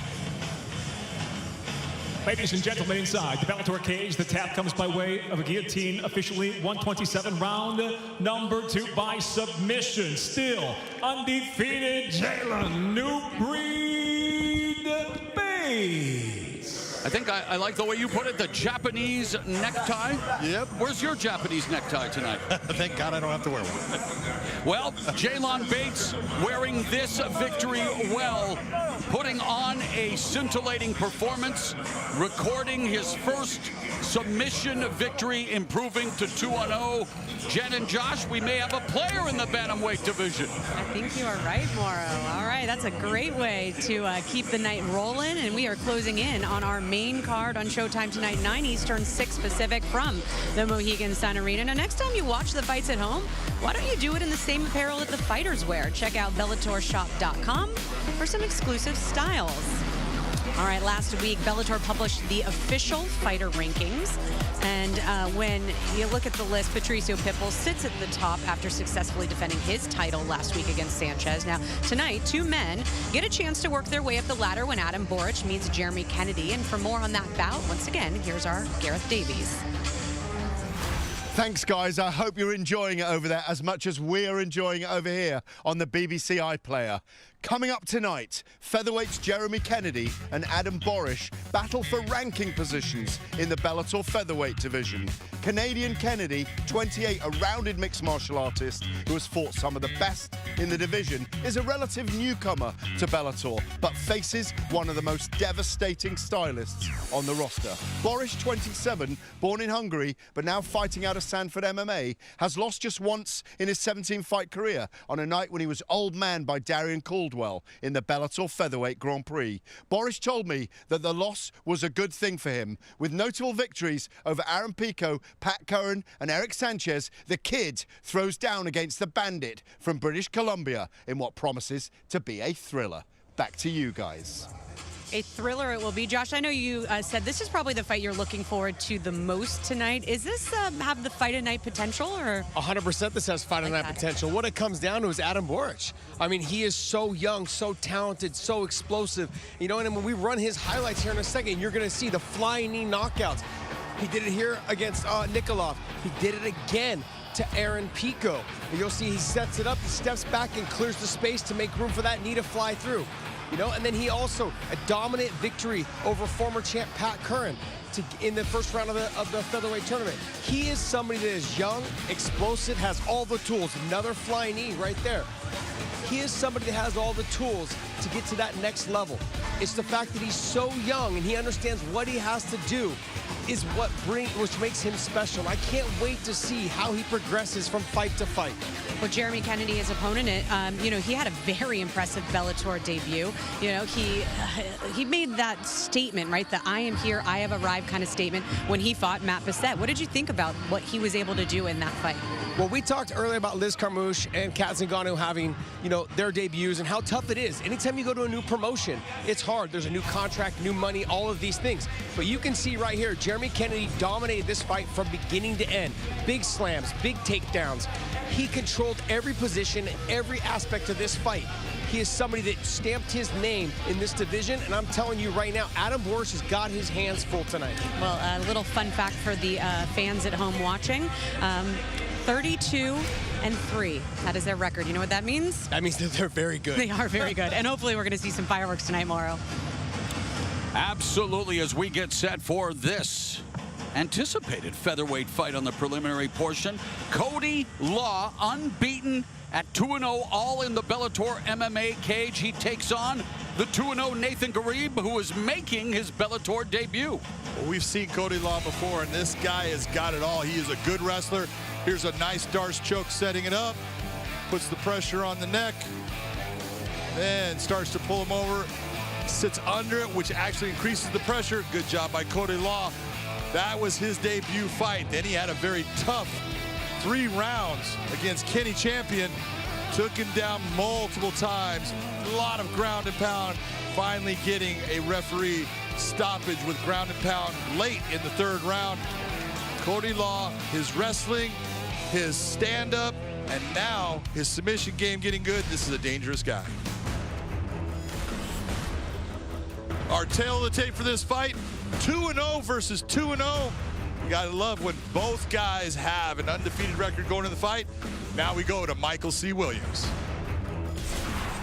Tonight here, Bellator 256, the preliminary card moves now to 3 5-minute rounds in the featherweight division.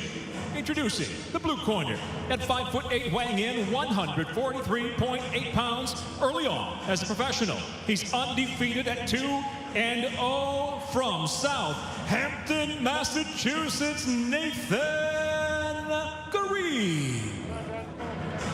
And across the cage, his adversary, fighting out of the red corner at 5'9", weighing in 145.2 pounds. As a professional, he too stands undefeated with 2 victories, no losses. He fights out of Pittsburgh, Pennsylvania, Cody Law. In charge, Todd Anderson. Todd Anderson gets the assignment for this matchup in the featherweight division. Ready? Ready? Hey! Cody Law in the red gloves, Nathan Garib in the blue gloves. I do not recommend gorilla gluing your eyelids open, but try not to blink. John, these guys have treated their opponents like a gorilla treats a banana. Both undefeated, both wins inside the distance. Nathan Garib really likes to stand and fight. He would rather be in the stand-up than he is the ground, but he does. He's got good wrestling. He's got a good submission game.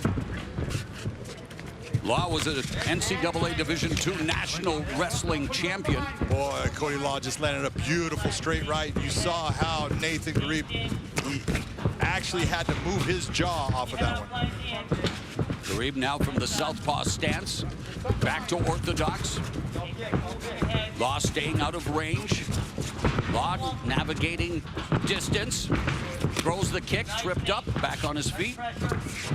So they are definitely strategically coming forward, not necessarily making it a firefight yet, but you get the sense at any time, John. Putting pressure. And there's Law looking for the takedown, snatches a single, wants to run the pipe, looking for that trip. This is the big difference when I'm looking at this fight. It's the wrestling of Cody Law. He has a distinct advantage in the wrestling department. Yeah, Garib joined the Division III Springfield College wrestling team after high school, but injuries derailed his career. Right here. Put his head on the cage. Put his head on the elbow. Keep his head down by elbow. Garib doing a nice job of trying to control his posture, keep him down, use palm strikes to the side of the head. Now he gets himself towards the cage. Don't let go of that cage. Don't do it. Watch the up kick. Nice. Don't dive in there. Don't dive in there. There's a transition right there. 2 minutes gone in the opening round. Garib active off his back. Striking from the bottom. Law looking to pass the guard. Garib doing a very nice job of creating problems for Cody Law here. Active defense. Garib trying to get up and almost got a haircut courtesy of Cody Law. Halfway, up. That's one way to attack the calf, John. It is, but once you've seen it once, Cody Law should have taken advantage of it because he's putting himself in a position where he can step around, step over, and get good position on top of him. Garib back in the closed guard, looking to control Law's posture. Very active from the bottom.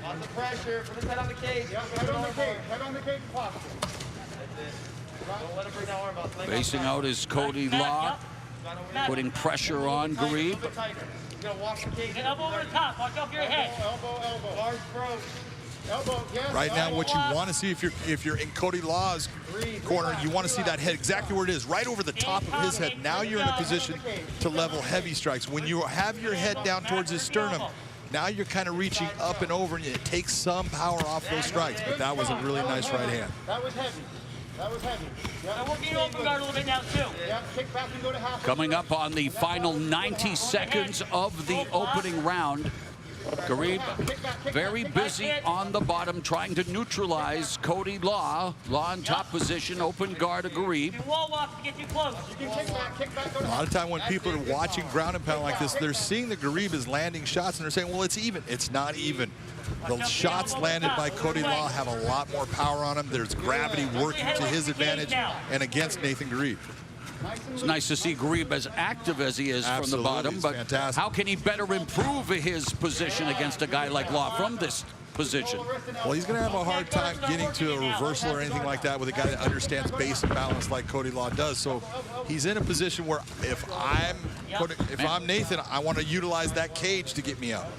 Garib very comfortable on his back, even though he's 2-0 with 2 knockouts. A purple belt in Brazilian Jiu-Jitsu as we come up on the final 30 seconds and some ground and pound from Law.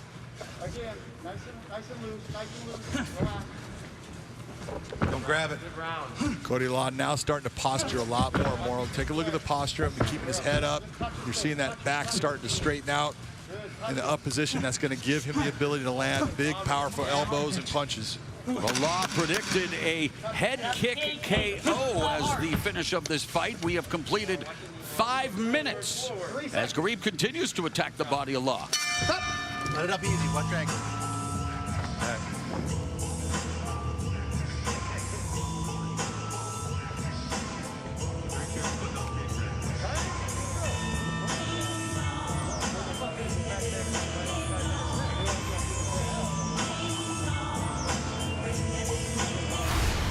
This was a very active round for both guys.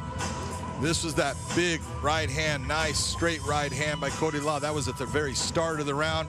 And then the takedown, gets the single, takes that, pushes in, tries to trip him to the back, and then swings it around, gets that trip, brings him straight down.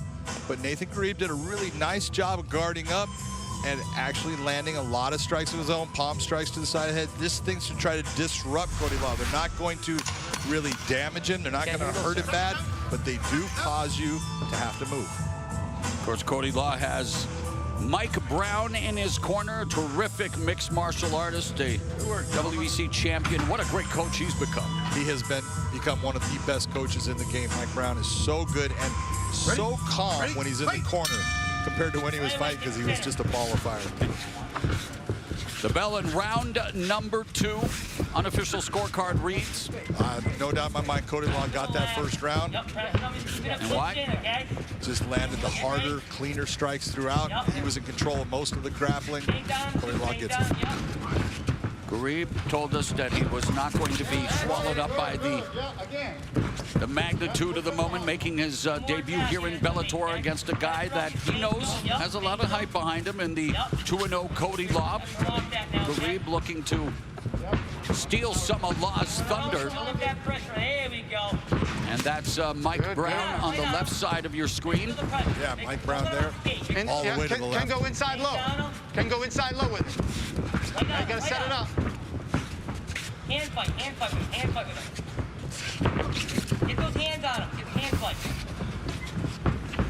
Minute gone here in the second. And Garib in the center of the cage. Law just swinging away with that lead right uppercut, just out of distance. Not setting it up with the jab, John, just attacking. Yeah, he landed that left-right combination just at the start of the round, and since then, it's been a lot of his movement. Nothing's really touched by either. But I do think that the southpaw stance of Garib is causing Cody a little bit of confusion, just of the angle and just of when he should throw and how he should set up his strike. And of course, I knew I jinxed it when I predicted a firefight at the beginning, and not taking into consideration, yeah, that was the past. This is now. This is the big stage, John. This is Bellator MMA, and Garib, despite what he says about Cody Law, he knows what Cody Law brings, and Cody Law, of course, on his radar, Nathan Garib again comes in undefeated. They're both unbeaten very early in their careers. That was a nice takedown. Close kick by Nathan Garib. He almost landed that kick. Cody steps underneath it, gets into the legs. Nice double leg to get the Garib to the ground. We'll see what he does different with his ground and pound at the start of this section. Get those feet inside. Start working open guard. You can wall walk. I ain't really holding you. Kick the half. Kick back, go to half of the chest. That's it, good out. Kick back. Watch it. Yep, go up that angle. Garib trying to move his hips, trying to create little tiny problems, almost swung around towards Cody Law's back. Cody said, no, that ain't gonna happen. He brings him back to center.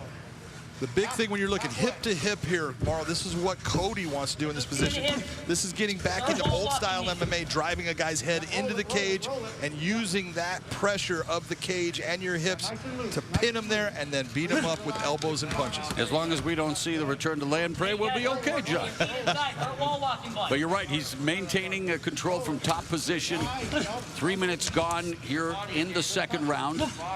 Garib is active. He's trying. He's expending energy, but not finding an opportunity, especially here now against the fence. And Law drops a right hand. He's trying to minimize damage right now. Law's getting a little bit closer and closer to landing that big shot. Roll over the top with an elbow. Gotta make sure you move your head to the Graff side. always grabbing towards the wrist, grabbing the head, breaking the posture down, doing a lot of good things. He's protecting himself well, but Cody Law just keeps on throwing shots. Elbow from Law. And while you can hear the deep breaths being taken by Graff, and Law just winding up, trying to ground and pound his way to victory here in the second. What more can Law do, though? Here he is looking to move to side control. That's what more Law He needs can to do. maximize. He needs to, what do they say? Take advantage of your positioning. Look, guys with wrestling backgrounds, the half guard has become a haven for them against guys that are good with their hips and good in jiu-jitsu.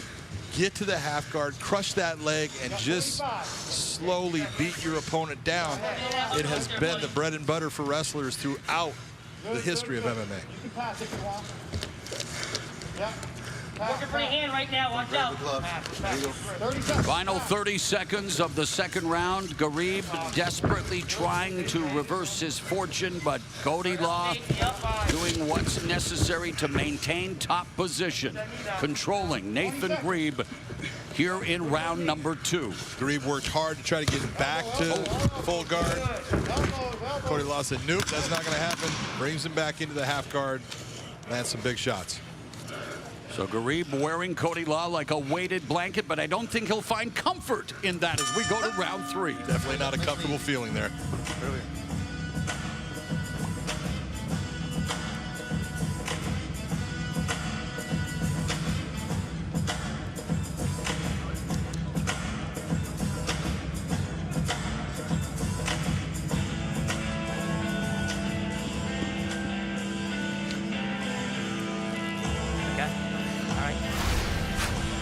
Start of the second round. This was where he slipped. That kick just touched him.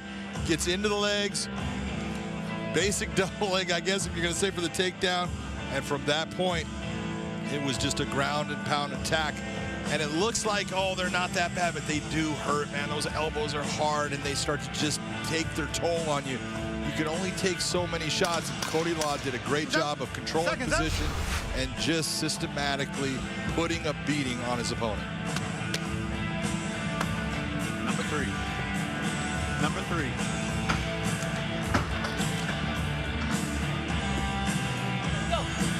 Ready? Ready? Fight! Third and final round between these two undefeated featherweights. Cody Law in the red gloves, Nathan Graff in the blue gloves. And I don't want Graff to turn to a life of crime, but he might have to find a way to break this Law in this round, John, because I would imagine he's up behind on your scorecard. No doubt about it. He's down 2 rounds, in my opinion. He needs to get a stoppage here or have a really big round. Your scorecard, by the way, it's bad. You know, it's tough enough, I know, to be the unofficial score. I don't want you to do 2. But yeah, I love how Nathan Graff has come out. He's coming out. He's trying to put pressure on Law. He's looking to bring the fight. He wants to fight. He wants to get a win. And he's had that attitude throughout the fight. Just the momentum has been thwarted by the wrestling acumen of Cody Law, and he's been able to control the fight when on the ground. All those years of wrestling, all that positioning, all that basic balance, it pays off in MMA. Right on him, right on him. That was that high kick he said he was going to land and finish the fight with right there, Morrow. Didn't work. Get the hands going to his face. Jared Law going back to the Takedown and gets it immediately. He needs to be careful because he's actually going for that.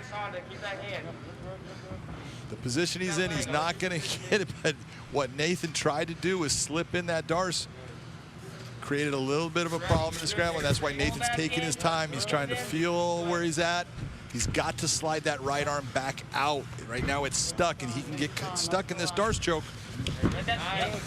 Run to me. Forced to release, and now Law has his back. Oh, nice roll. Rolling knee bar tap there by Graff, but a good scrambling here between Law and Graff, John. Beautiful movement by Cody Law. Understood, I've got to slide out with this. Turned his hips, came out into a side control position. Watch out for the mouth. Get him out a little bit. Maybe sit through. 2 minutes gone in the final round. You hear Graff's corner telling him to watch out for the mount. Law content at the moment to work from side control. putting his forearm on Garib's face. Man, Garib, though, is gritty. Doesn't give up. Absolutely, just very tough. You gotta love a guy when he's just down and he's been working hard, but he does not stop. He never gives in. There's no quit in him. And he's getting valuable experience regardless of how this fight goes, because his first 2 fights as a professional lasted a total of 2 minutes, 2 seconds.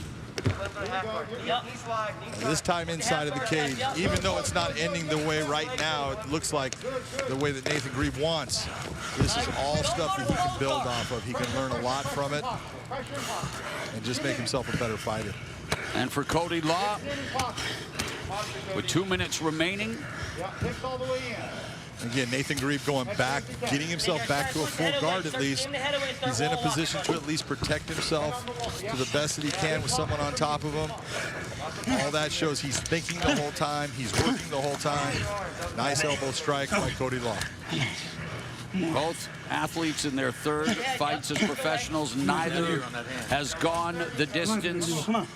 Final 90 seconds of this fight between Cody Law and Nathan Garib. And right here, what you're seeing out of Cody Law, this is what I'd want to see out of him. If he's going to put him into this position against the fence, then I want you to get off of your knees, put your head down into his head, and start to bring your arms out and land big, heavy strikes, usually elbows. The will is there for Garib. He's yet to find a way. And Cody Law continues to just smother Garib. Did a beautiful knee slice through, get into half guard.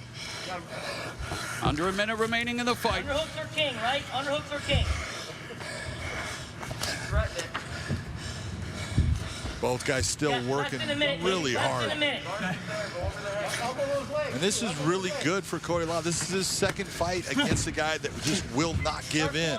And you need those. You need those guys that, man, everything you do, they still stay there. There's the full mount achieved by Cody Law with 30 seconds left in the fight. 30 seconds left, Nate. Push his face down. Nate trying to just keep that posture down. Cody's able to get posture up, land some big strikes. Hammer fist from Law on his feet, sticking to Garib. Stacking Garib up, 10 seconds left in the fight. Cody Law's wrestling proving to be the difference in this featherweight encounter. Gotta have a lot of respect. Absolutely. Shutout? No doubt. No doubt. But you look at that, and it's going to come out, and people are going to see the score of 30-27. But Nathan Garib was in that fight the whole time. That's terrible. I didn't do anything. 10 times down. Sorry, buddy. Checked it. Checked it, too. Good job, buddy. Fuck. Yeah. That's terrible. Sorry.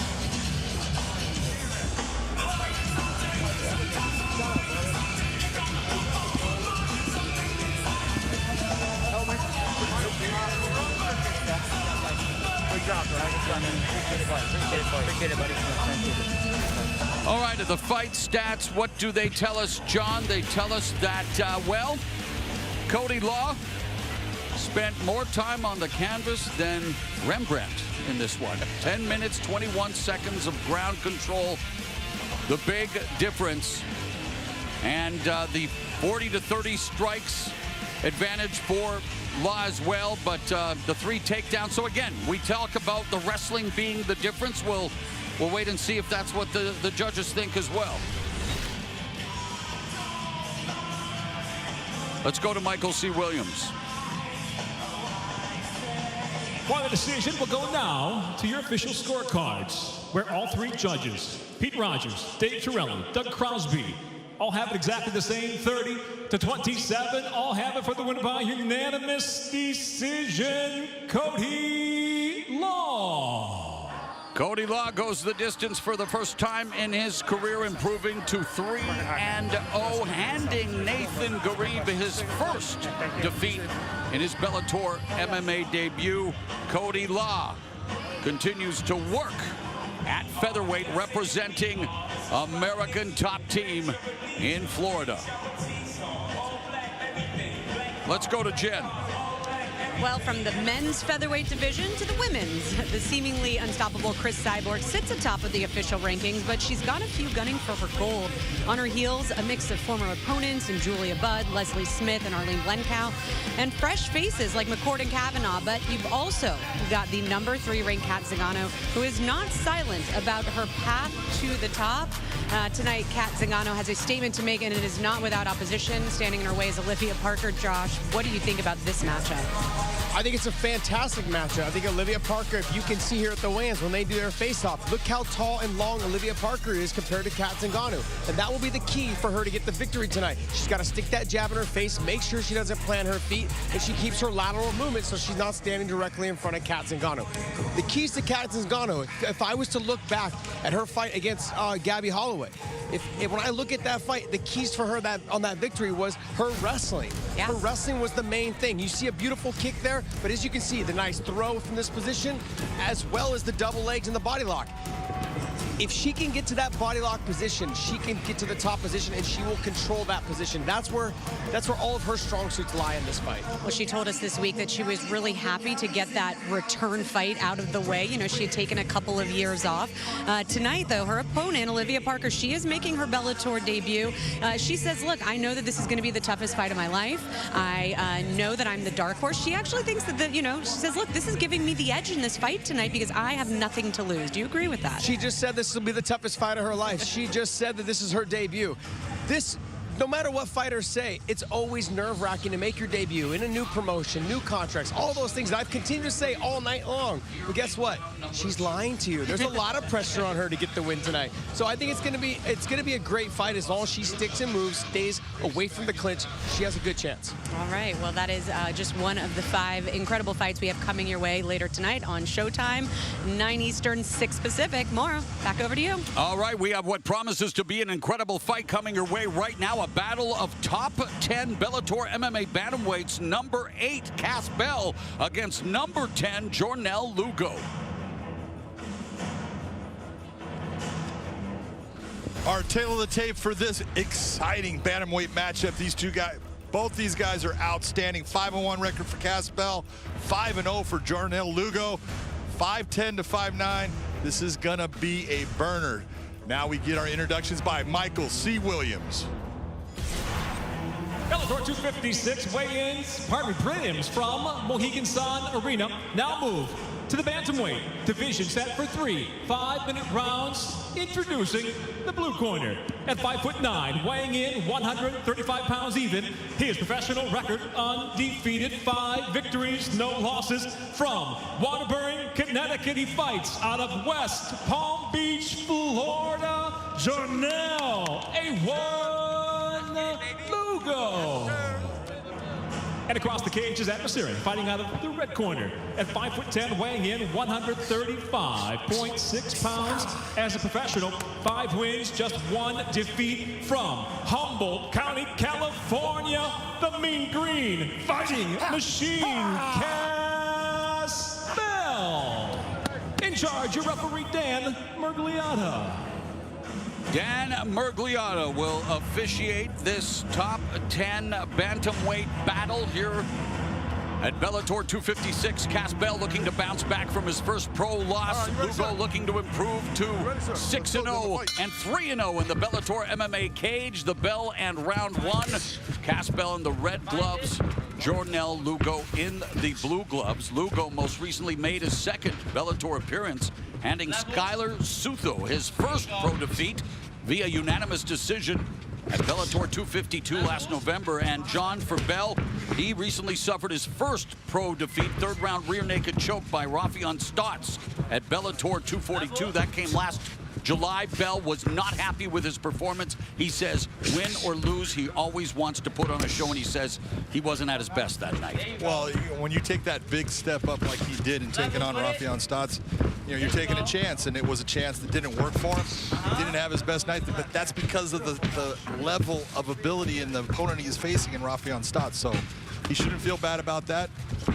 And for the most part, Cass Bell, he's been a walking highlight reel here in the Bellator MMA cage with what he calls 2 Cassetine chokes, the flying knee, and an armbar. So again, he has become a fan favorite. What do you call him? The mean green fighting machine? That's what I call him, man. Well, the mean green fighting machine. But Jornel Lugo, I was going to say, he's pretty mean as well. I'll tell you what, he's so good. And for as young as he is, he's so calm, so smooth, and he transitions so well in the cage. I have been looking forward to this matchup. Let's go levels with that. Yeah. Make you pay for that. Right on the toe. Lugo fighting out of the southpaw stance. Bell probing with some lead right hands. 90 seconds have elapsed here in the opening round. Of course, the bantamweight champion we mentioned earlier tonight, our 3rd bantamweight battle of the night here at the Mohegan Sun Arena. But Juan Archuleta will defend the 135-pound championship against Sergio Pettis. That's coming up on May 7th. Level up. But it's good to see 2 top 10 ranked fighters meeting here tonight, John. This is a fight when you're looking, everything right now that Jornel Lugo is doing. He's setting Cass Bell up. He's giving him little feints. He's seeing the reactions and just then putting that in the bank. Okay, I know where he goes. Then he sets up another type of feint and sees where he goes. And he keeps on landing on that lead leg. Take a look at the lower calf part of that lead leg on Cass Bell. It's already all pink and red. It's taking some damage, and it's early in the fight. Make him bite more. We have passed the midway point of the opening round. A lot of feinting in there. Bell misses with his combinations. But Lugo right now taking his time, looking to collect the data, find out what kind of a fighter Cass Bell is going to be tonight. Yep.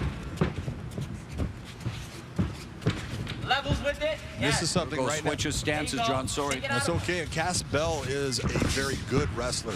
Teaches wrestling right now for kids and everything. And his wrestling ability is probably a little bit above Jornel Lugo's. And he needs to really try to go towards it, because in the stand-up, you can see how smooth and relaxed Jornel Lugo can do this for 10 rounds. This is his world. He feels comfortable right now. And you can see just between the two, Cass Bell is expelling a lot more energy in this fight than Jornel Lugo. Lugo's been training since he was 14. He believes he's technically better than Bell in every facet. He feels he's smart. He feels he's more composed. And, well, he's showing that composure here in the opening round as Bell now tries to increase his offensive output. Well, this is exactly what Cass Bell wants to do, is put pressure on him to get him towards the cage so he can try to crush that space, get into a clinch situation, and possibly get that takedown. Lugo doubles up on the jab. He squares up on that. Square up on Minute that. remaining in the opening round.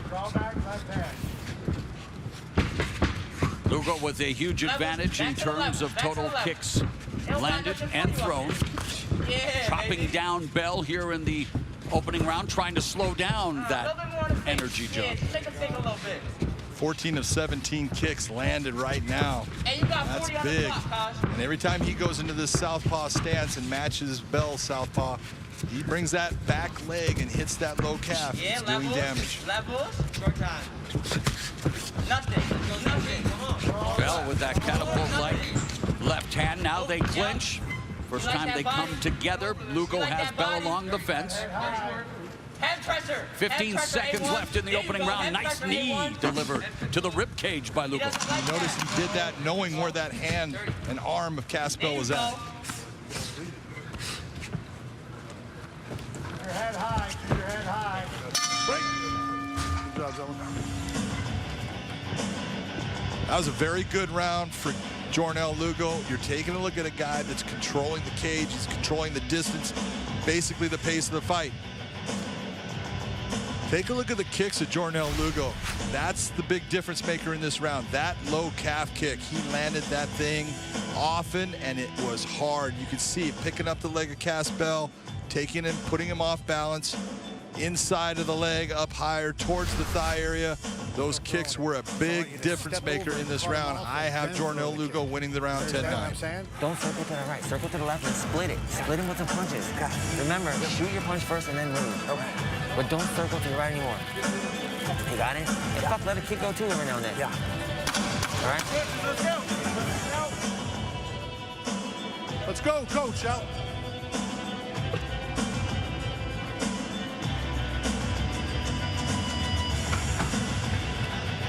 Cass Bell absorbing a plethora of kicks in that first frame. Jonel Lugo prides himself on having a high fight IQ, spends hours a day studying fights and training footage, from grappling to standing, long range, clinch range. He's showcasing that fight IQ tonight. He absolutely is, and there's no doubt he has a high fight IQ because he doesn't do things that get him into trouble. Second round underway here at the Mohegan Sun Arena. Inside leg kick delivered with authority by Lugo. Back to the southpaw stance he goes. You could see even during the break, Cass Bell was shaking that leg, trying to step on it, gets up, he's walking a little funny. That lower calf kick, that is causing him a lot of problems. It's gonna slow down his ability to get into Jonel Lugo for a takedown. If you don't have a healthy foundation, your house will fall. And Cass Bell now staying on that back foot, trying to find a way to land something, but again, the efficient, the precise Jonel Lugo, no wasted motion, very economical, very accurate. Like a surgeon, and he just keeps on going back to what's working, and the damage that he's doing to that right leg of Cass Bell is considerable. Nothing. Cass Bell swinging for the fences with that left hand. You see what's there. Cass needs to stop looking towards those looping shots and start straightening his punches out. If you're not as fast as your opponent, and you're throwing big looping shots, he's probably going to get out of the way. So let's bring him straight. He's got a better chance of getting there. Lugo told us that Bell's wildness can be his strength. There you go. Well, anytime you have an opponent who's kind of awkward in some areas, it takes away your flow a little bit, so it's something you have to adapt to. So a lot of times when you face a guy that's a little bit more awkward than what you're normal to, it makes you actually slow your offensive progression down. Nice kick by Cass Bell. Kick by Lugo. Bell driving for the takedown, well defended by Lugo. Worked the wizard momentarily and able to just shuck off Cass Bell in that takedown defense. Just beautiful in what you saw. You saw started to sprawl, switched the hips, steps out. Everything that Jonel Lugo did there was just absolutely textbook beautiful. Counter left hand blocked by Lugo. Lugo goes high with the kick that misses. Bell now trying to find a way, switching stances momentarily. Again, Lugo with the big advantage in total kicks landing, and even bigger advantage in total strikes landed. You're starting to see a big separation in all of those, and that's what we're seeing as we're watching this fight. And look at the percentage, 55%. Anytime you're at 50% or over, you're having a pretty good night at the office, John. Not bad. 2 minutes left in the second. There you go. 2 minutes, he's gonna shoot. Cass Bell is not going to be walking well tomorrow. That leg is getting eaten up. Level up. Yeah, Two flies. Forced to switch again back to orthodox. Yes, Lugo darts in and then back out. Jonel Lugo, just 25 years of age, fighting out of West Palm Beach, Florida. Again, started at the age of 14, began fighting southpaw around 19. Get mixy with it, A1. Nothing. Nice inside leg kick by Cass Bell. Doesn't matter what the corner said. It landed, and it landed well. Yes, sir. Level that up now. Big thing that you want to see out of Jonel Lugo now is he's starting to land a lot of ones. Let's start bringing those combinations now. Land that kick, finish it off. Well, he's landing a lot of ones to that lead leg of Cass Bell, as you mentioned, really breaking it down, and it's affecting Bell's balance. Yes, sir. He's very gingerly putting weight on that foot, John. That leg is damaged right now. He's feeling the effect. And you got the Bruce Lee shorts? Yes, sir. But one thing we have already been able to ascertain about Cass Bell, there's no quit. He will not capitulate. This guy is a gamer, has been very active, and yet facing the undefeated Jonel Lugo again. In the rankings, Lugo at number 10, Bell at number 8. Lugo wanting to vault past him. And we're out of there. Nothing. Yes, sir.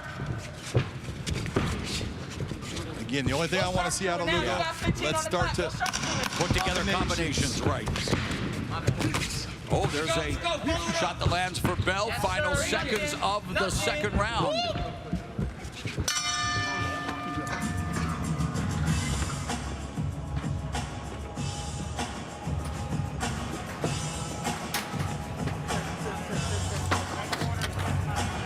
There you go. Give me 3 deep breaths. Yes, you're letting him touch you, and you're not touching back at all. At all. Touch him back. If he's touching you, he's close enough to do something, right? You got to get those 13s in there. You want any more water? No. You got to get those 13s in. That's game all. time now. Yep. It's now or never, Here bro. we go, baby. Yep. All right, we got to get those 13s. Humboldt County. We got to get those 13s, Kids bro. at home, baby. Let's go. Look, if he gets close enough to touch you, man, come on. 2. 13. Here we go. All right. It's all or nothing on that one. Yep. Use your range, man. Shoot it. You gotta follow the punches. You're shooting one punch and not doing anything after it. Hey.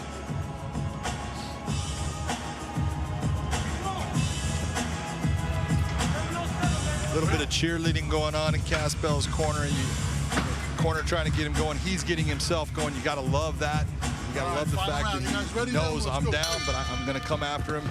Here's where we go. Bell and round number 3, and Bell draws all of his motivation and inspiration from his high school sweetheart turned wife Chelsea and their 2 kids, his daughter and son, who both wrestle. And for Lugo here in the final 5 minutes, wanting to remain perfect in the Bellator MMA cage.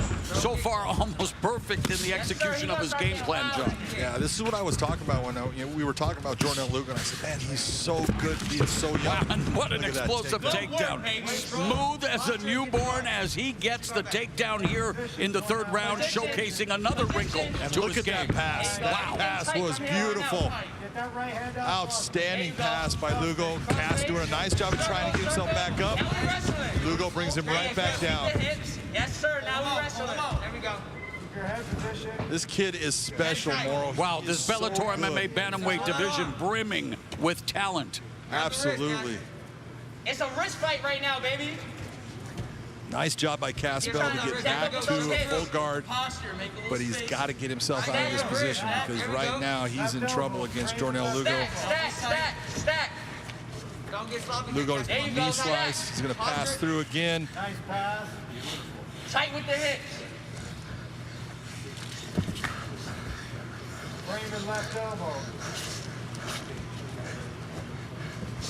Lugo at 5-0 with 1 knockout and 1 guillotine choke victory for Caspell. He has 3 submission wins.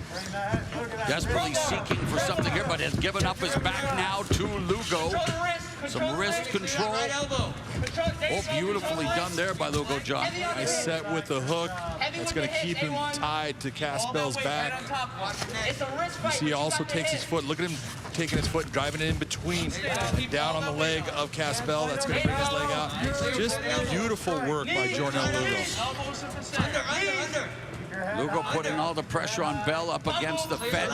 And an inside trip takedown. Another takedown secured by Jornel Lugo. Composure and tight. Elbows tight. Elbows tight. He trying to throw up like arm bars and stuff like that. Head overhead. Stay head overhead. Get your hands off the back. Get him on his biceps. There you go. Good information from the corner. You don't want to put those hands down. You got someone like Caspell who likes to swing into arm bars. That's what he'll attempt is when that hand hits the mat. Good posture by Jornel Lugo. Yes, sir. Bell trying to control Lugo's posture, but Don't let him control your wrist. Get that right hand out. Get that right hand free. Yes, sir. 2 minutes. Lugo working the body and then going upstairs with his left hand. Postures up. Yes, sir. Get that right hand. Under 2 minutes left in the fight. Under 2 minutes left, and Caspell has got to come up with something. He's opening his guard. He's trying. Exactly. He's looking towards trying to be offensive. And every time that he does, you see Jornel Lugo taking advantage of it. Tear that shoulder up. Now getting himself back into side control. Yes, sir. Up and over. Tear them ribs up. Yes, sir. Knees delivered to the side of Caspell by Jornel Lugo. Been methodical. Heavy on the hips. Highly efficient. So smooth. Incredible for a 25-year-old, Mauro. When you think about it, you think Just his 6th pro fight. He was 5-1 as an amateur. Also a 7-1 in amateur Muay Thai. Yes, sir. very nice job. Gets the hook. He's able to maintain that position now. He's got both hooks. Nice putting cast belt in position. He's got the figure 4 on the body. Dinner is on you. As you would say, the salivary, just he's not face down. Yes, sir. Under a minute left, and you know, Jornel Lugo showcasing that high fight IQ. This guy, he's a self-professed combat sports nerd. Loves watching Floyd Mayweather, Israel Adesanya, even old school MMA boxing fighters. One of the greatest defensive fighters of all time, Willie Pep. So this guy studies all combat sports athletes, and he's put together a very impressive game plan here tonight, he and his team.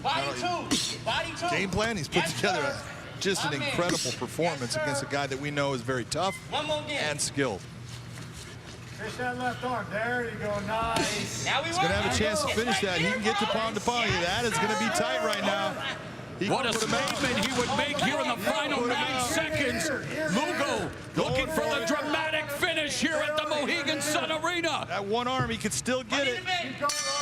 Saved by the bell-like baseline for Cass Bell, but what a virtuoso performance for Jornel Lugo. All he didn't get was that finish, and he almost did that too. Almost did it. That was, you know, I love the fact that all the way to the end of the fight, he's looking to finish.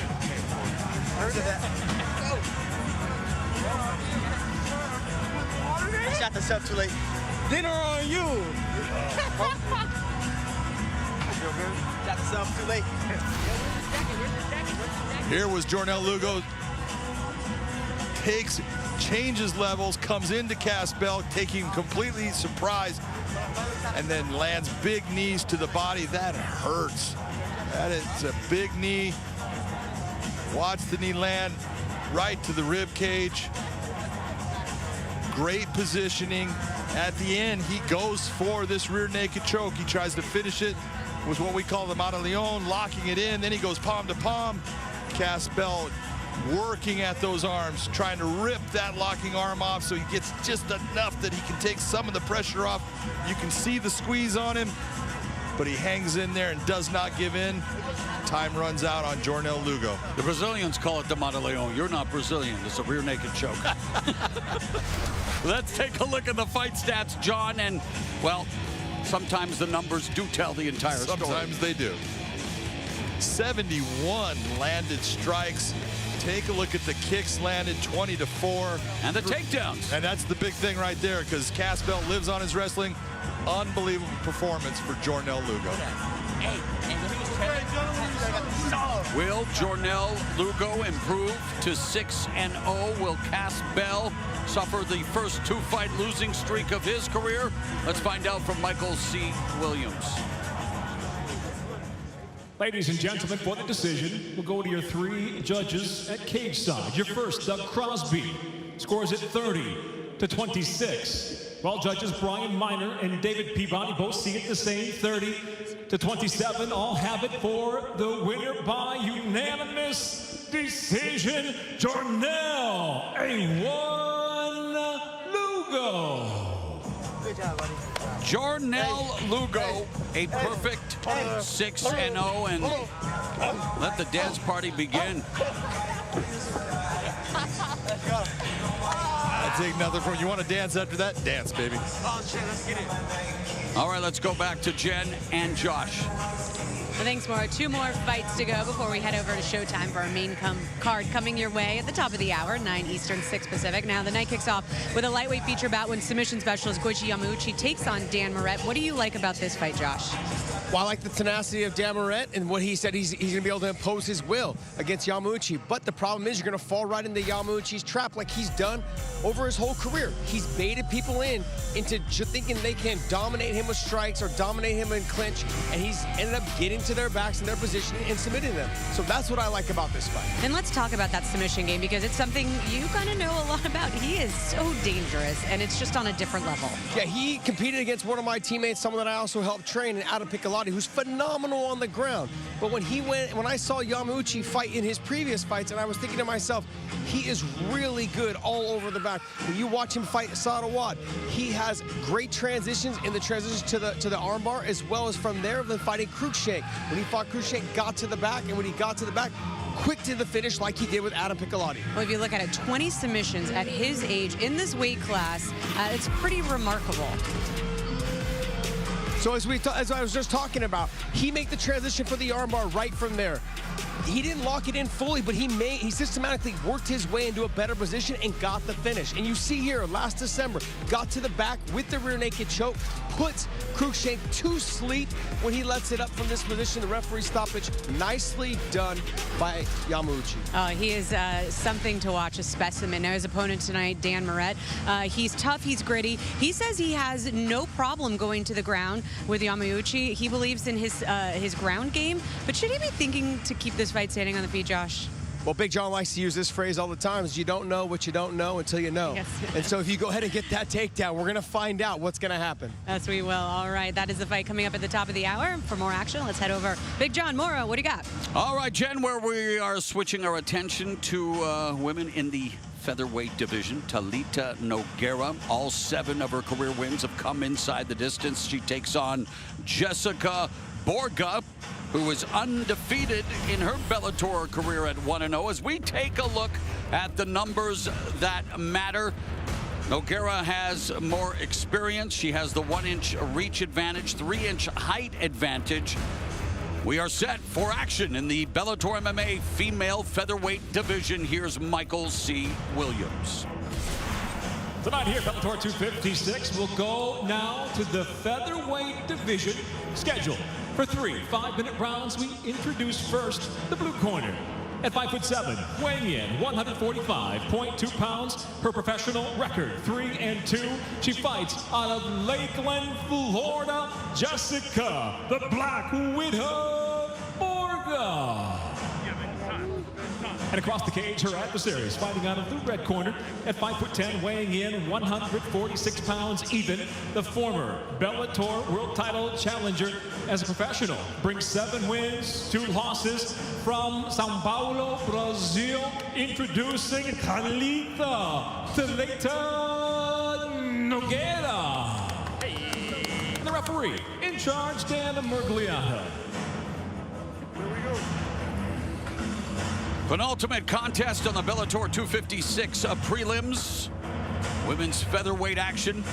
Former Bellator women's featherweight title challenger Talita Nogueira taking on Jessica Borga. Nogueira in the red gloves, the Black Widow in the blue gloves. Borga 1-0 in Bellator with an armbar submission win in September of 2019, defeating Amber Leibrock, while Nogueira came up short in her quest to become the Bellator women's featherweight champion when she lost to then-champ Julia Budd via third-round TKO at Bellator 202 back in 2018. It's an interesting matchup more when you think about it. Jessica Borga loves to take fights to the ground and use ground and pound and submissions, but is she gonna do that against someone with the experience of on the ground that Nogueira has? Yeah, Borga 3-2, but all 3 wins inside the distance. In fact, both competitors, all of their wins have come inside the distance. So they are proven finishers. Again, Borga not as experienced as Nogueira. And Borga not used to facing someone of Nogueira's pedigree, John. No, on the ground, the pedigree, she's the black belt. That doesn't mean anything really in MMA when you're looking at, oh, I got a purple belt against a black belt. It doesn't matter. This is MMA because punching changes everything. But if you're going to get into a grappling match, Nogueira definitely has the higher credentials. Yeah, started training in Brazilian Jiu-Jitsu at the age of 20. A BJJ black belt who is a BJJ world champion as Borga drives her to the fence. Nogueira, a 2017 ADCC World finalist, facing Gabby Garcia. That's a tough test. That's a big issue right there. And how big of an issue is this? Borga putting Nogueira up against the fence. Borga trying to use her head to push the chin over of Toledo Nogueira. Kind of slipping it off a little bit, but she's showing it. You know what? Look at the grittiness driving her forehead into that jaw. She's saying, I want to be in this clinch position with her. This is where I'm going to do some dirty boxing, beat you up with knees, There we go. and then possibly take her to the ground. Borga dedicating this fight to her late father figure, Andy Papa, who passed away from cancer last year. He was a huge supporter of Borga's fighting career. He also came up with her fight saying, Nulli Secundus, which is Latin for second to none. It's tattooed on her forearms. He loves sharks, and she has tattoos of a great white and a hammerhead. And she just hammered her to the head, but illegally. Illegally. Keep it clean, right? Let's go. Fight. Under 2 minutes left here in the opening round. Hands.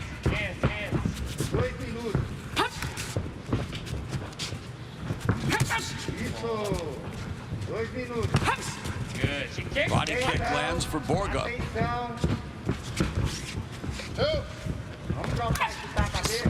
Calf kick by Nogueira. That was a clean calf kick, and it landed solidly. You saw Borga actually trying to throw a right hand at the same time. You saw how it takes your balance away and just takes everything off of that shot. Borga walking forward. Circle. Borga right now, when you're looking at the stand-up, take a look at her head. Stays on the center line. Even when she's throwing, she's not taking her head off that center line. That could be a problem for her if Toledo Nogueira sees it and starts to throw in that direction. Let's set up our overhand. Borga does have 2 knockout victories. We have 1 minute. For Nogueira, she also has 2 wins due to her striking. Just landed that long-range right hand under a minute left here in the first frame. Get in there. Step in, hands high. Hands high, let's go. 2, 3, 2. 1 minute. Get in there, let's go. 2, 3, 2. Being that right cross, left hook, right cross. Under 35 seconds left here, and there's a judo throw by Nogueira. Into side control, John. Into side control. She also has that arm pressed down on the body, so it's inside. She has the ability to go for a couple of different submissions here. She does like to go for Kimuras at times, so we'll see if she reaches for that. Now she moves into side control. Only 11 seconds left, though. Not much time. 10 seconds. Elbow. Nogueira has 3 armbar submission wins, but time has run out here in the first round.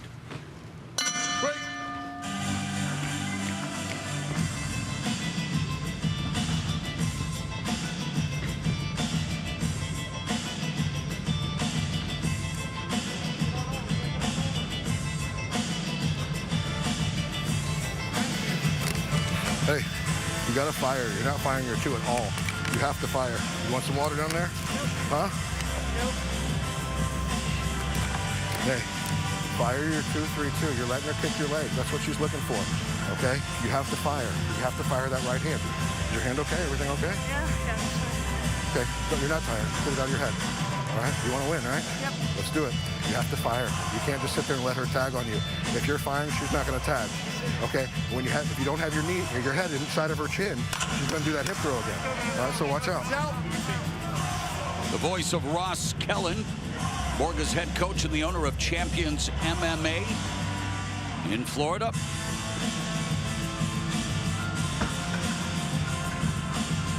As a coach, you don't want to hear your fighter say they're tired after the opening round, the John. first round is not a good sign. He did exactly what he did. Bell in round number 2. How do you have it after the first, John, on the unofficial scorecard? Based upon the very nice hip toss and the little bit that happened on the ground, I'm going to go with Toledo Nogueira. Not much happened in the stand-up for either. They both landed a little bit. I give it 10-9 to Nogueira. Judo again. Nice job by Jessica Borga riding her. Now she's got the back. Hooks in. You see Nogueira getting rid of that hook. Nogueira working her way back to her feet. But Borga still looking for that Kimura. Very aggressive Jessica Borga, who has an armbar submission on her resume, but now Nogueira back on her feet, back to the fence. But a better start for Jessica Borga here in the second stanza. That was actually a nice exchange. When you're looking, if you're Jessica Borga, you're looking for those moments where you say, someone tries to do something, Nogueira goes for something, and you stop it, and you come out on the top position, back to where you want to be. And again, Nogueira looking for that hip toss at the top of the women's featherweight division. Chris Cyborg will defend the title against Leslie Smith in a rematch May 21st, and now Borga on her back, John. And that was a little bit of a mistake. Jessica Borga was trying to, you saw the wizard by Nogueira, you saw Jessica Borga pulling back, but she pulled back and sat down. You can't sit down, and that's going to put her on top of you. This is not good with Nogueira in the top position. Nogueira neutralizes that right arm, delivers some body shots. Borga in trouble here. Looking for that crucifix. Well, she's got that arm track right now. That shin on top of that arm is pinning that arm to the mat. And Nogueira feeding a right hand to the side of Borga's head, and Nogueira just putting all of her weight on Borga. 3 minutes remaining here in the second. Take that single. And again, Nogueira smartly attacking the body, John. She's going after what is open to her. Borga is in a position, she keeps on holding onto that leg, and you look at a certain point, you gotta say, let me go, let me move. Left hand underhook. Left hand underhook. Yes, we have to watch your technique back. Get that left hand underhook. I need that left hand underhook. Stay here, keep punching. Yes, I need that left hand underhook, please. Nogueira feeling very comfortable, and just let me press my hips into your hips. I've got close to a Kezakatami here. Swings around, nice movement by Nogueira. And Nogueira now putting it on Jessica Borga. Borga in turtle position, shelling up, then reaching back. And Nogueira again trying to open up on Jessica Borga, looking for the TKO here in the second round with 2 minutes now left in the frame. Yes. Stand up. Come on. Jessica Borga needs to try to work this to get back to her feet. Do not accept the position. Do not sit in this position. He's calling time. I believe he's saying that he hit her to the back of the head. Right. Back of the head. So what Dan Mergolata is saying, that he saw that she kept on swinging, and that several of these hammer fists hit right to the back of the head. You could see that one hit cleanly to the back of the head. And the big thing is, take a look at Nogueira where her position is, and take a look at her eyes. She can see the back of the head. So when you're Dan Mergolata, you're saying it's not that you're in a position you can't even see what you're hitting. Well, it's saying you see it, and then you're attacking in that fashion. I'm going to say that you're doing it, and it's illegal. So the right move by the veteran referee Dan Mergolata, and they're back on their feet here with, we are nearing the final minute and a half of the second round. Nogueira now opening up in the stand-up, but a lot of wide shots there. Lands a stiff jab. Good right hand behind the guard, nicely placed by Nogueira. Borga is tired. You see her mouth open. She is sucking big gulps of air. She says her biggest strength as a fighter is she will never give up, and she is being tested here. Nogueira Inside trip. looking for the takedown. Let's go. I need that underhook. Now. Looking to continue to deplete the breathing capacity of Borga. Nogueira Let's go. was bearing Borga in the total strikes landed department. Look at that strike stats. 49 landed of 80. There's the outside trip takedown by Nogueira. And that was a nice takedown. And again, take a look at the body language of Borga right now. She's just showing that it might have been that it's a weight cut issue where she took a lot out of herself, but she needs to grab that second win to get herself back into this fight.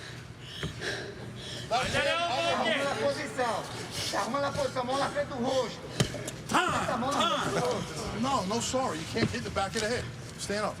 Stand up. 1 point. Judges, 1 point. Dan Murciata immediately deducting 1 point from Toledo Nogueira. John?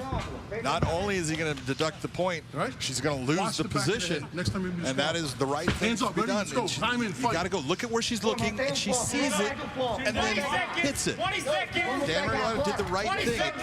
Everything is dependent upon position, but when you're seeing it, and then you're just bringing it down on it, you're asking for him to take the point. So Toledo Nogueira, who had been dominating the round, has a point deducted for illegal punches to the back of the head as we go to the third round. Now, how does that impact the round, John? Well, if you look at it, you got to be honest, Toledo Nogueira won the round. That's a 10-9 round for Nogueira, but then you get the point deduction. So what we end up with is it's going to be a 9-9 round based upon the point deduction. Focus the elbows when it comes to the ground.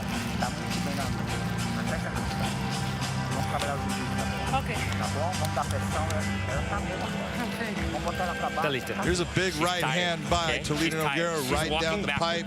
You don't need to push Borga. her. Your hands are beating her. And then when we have this situation here, this is what I'm talking about with all those are good. Those strikes right there are all good. It's when she starts going the hammer fist and she's looking and she hits straight down to that center line, crown of the head, going straight down, 1-inch variance to each side. You bring it down into that area while you're looking at it, you're asking Dan Murciata to affect the fight. After starting a career with 7 wins, Nogueira trying to snap a 2-fight losing streak. The 11-year veteran in just her 10th professional fight, while Jessica Borga storms out for the third and final round. She's a 3-year veteran, this being her 6th pro bout, and she has to go to work here in the final round, John. Well, she has to go to work, but you can take a look. If she wins this round, even if it's 10-9, I think we have an even fight. She just needs, like I said, that she needs to get that second, gulp of air. She's got to go. She needs this round. Where's my elbows? Frame, watch that hook. An Uchimata attempt there. Very nice. Well, going back to the Pride FD days. Bring the leg up between the center. And anytime you see that swinging up towards the groin area, it's an Uchi. And, of course, having called Ronda Rousey fights in the past. Just a couple. Step in between. She's getting her head a little bit low on the head. Jessica needs to bring her head back up. Right on that jawline like it is right there. We need space. Use that to make space. But as she's putting this pressure, she needs to start striking knee strikes to the thighs. Whatever it is, just get busy with them. Because it's actually Nogueira who's landing the knee strikes. Would you like to see a little more urgency from Nogueira, especially after getting that point deducted in the second round? And absolutely. If I was in her corner, I would say, hey, look, you could consider that a lost round. We need to get this one. And I know it's easy for guys sitting at cage-side to say that after what they go through, but this is their livelihood. This is what it's all about. And like you say, John, you want no regrets. This is what you train for. This is what you put yourself through the paces for. There's 3 minutes and 10 seconds left in this featherweight matchup. I tell people all the time, if you put all that training in, don't leave anything in the cage. If you, at the end of this fight, have any energy left, you didn't give it everything, and if that is the difference in you winning or losing, possibly at the end. Use your head. Borga looking to try to pummel, just delivering a short shot as Nogueira just continues to put all of her weight on Borga, keeping her hemmed up against the fence. Looking to take it back to the canvas, and she does so with the trick. When she had that body lock, she got her hands together, she had good position, and just pulls one of Borga's legs out. Last half of the final round. There you go. Left hand. That's a smart strike right there by Nogueira. Press the head down, slide it into an elbow strike, just drop down on top of it. Let's go. Sit up and take that single leg. Pull your left hand. Elbow. 2 minutes. Left hand underhook. Get that single. 120 seconds remaining in this matchup. Get in front of her face. Talita, let's win this fight. Let's win right here. Nogueira's corner exhorted We haven't seen any urgency whatsoever from, I mean, Borga's tried. She's obviously on her back here, but Nogueira going close to a crucifix position right now. Methodical. She's got that arm in place, but she's letting her get up. That she come down with elbows right here. I was going to say, why isn't she feeding her left hands or the elbows, just controlling? She's worried about being illegal. She's worried about Dan Carolina coming in, so she's at this point she's unsure. Pressure. Throw the leg. Leg drag. Throw the leg. Knee.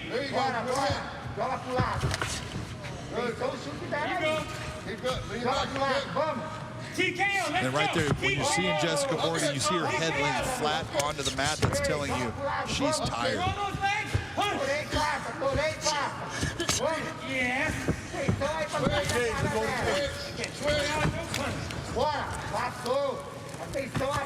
Knee right here. Knee the leg.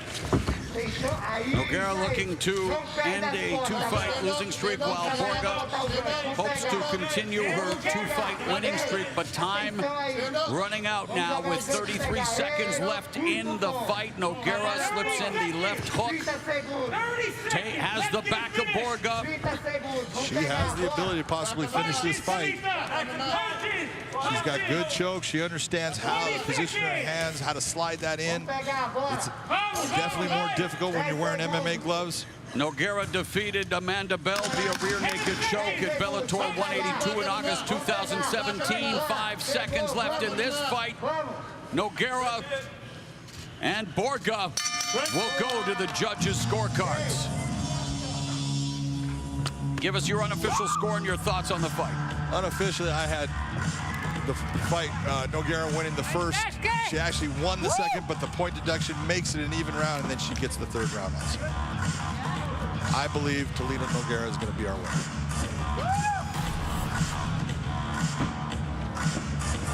See, and look how much energy she has left, John. You talked about it. You just talked about it. If you're able to do burpees and stuff at the end, you didn't leave it where it was supposed to be. Good fight. Good fight. Hey, that easy, And let's look at the fight stats, John. Again, one-way traffic in terms of the striking and really in all departments. Everything. You know, 66 to 18, 55 punches landed to 3. The ground control is there, 4 takedowns. This was obviously Toledo Nogueira's night as far as getting the victory, but the fouls are the big consideration. And I do think it affected her performance in the third round.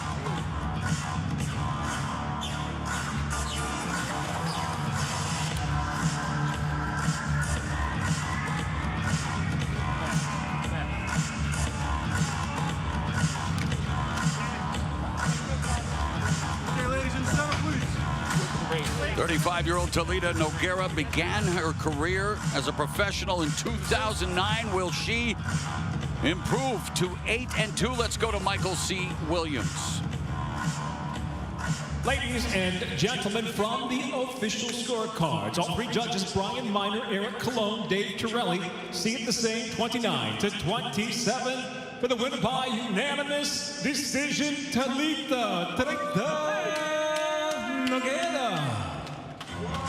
Toledo Nogueira improves to 2-2 in Bellator, going the distance and handing Black Widow Jessica Borga her 3rd loss as a professional. And yeah, a lot of energy for Toledo Nogueira now, John. Let's go to Jess. Or make that Jen and Joss. I apologize, Jen.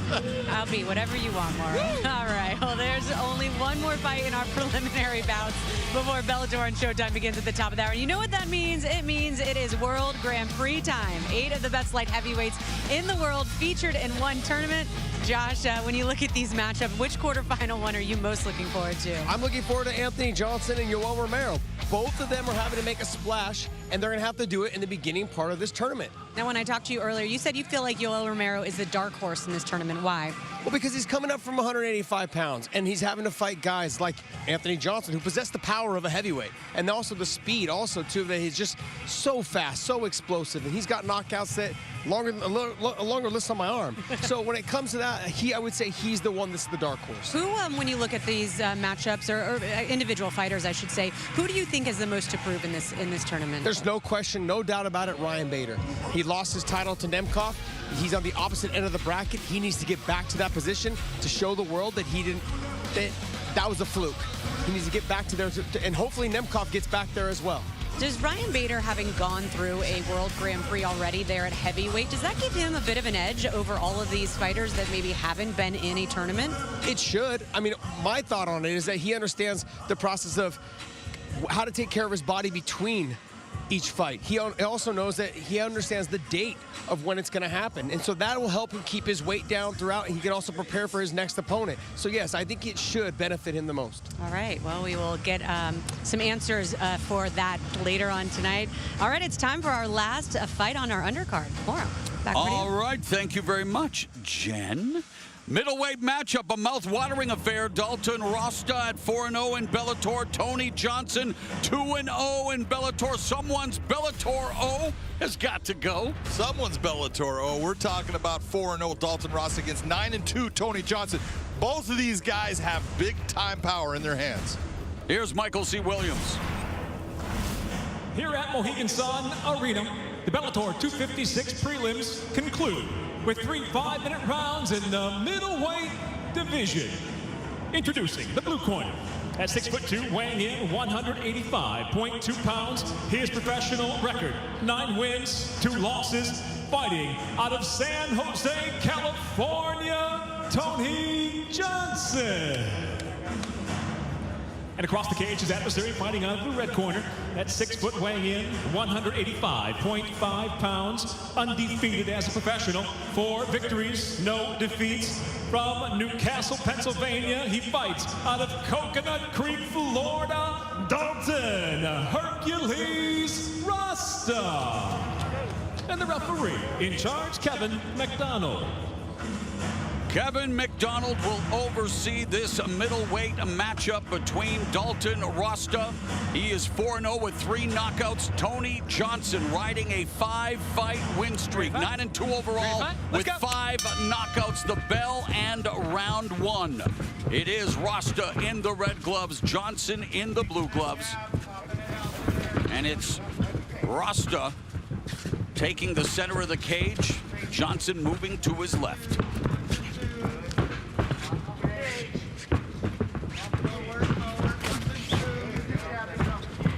You're talking about a 5-fight win streak. Tony Johnson has not had a loss since 2011 in MMA. He went to boxing, he's come back, and when he was early in his MMA career, wrestling was his downfall. He would get taken down and the submissions would come. Now, he has got a very good wrestling base. He understands how to defend, and he gets himself back to his feet really well, so Dalton Rosta's got his hands full. Johnson, who also has a pro boxing background, knocked out veteran kickboxer turned mixed martial artist Joe Schilling with a left hook at Bellator 229 in October of 2019. Has 2 wins via first-round knockout. Meanwhile, Rosta, he went the distance for the first time in his pro career in his last fight against Southpaw Ty Werder, but he ended his first 3 Bellator MMA appearances with his striking. Also doing a nice job of trying to go to the body, and you can see that Tony Johnson is trying to set up that counter left hook over the top when Rosta throws that right hand.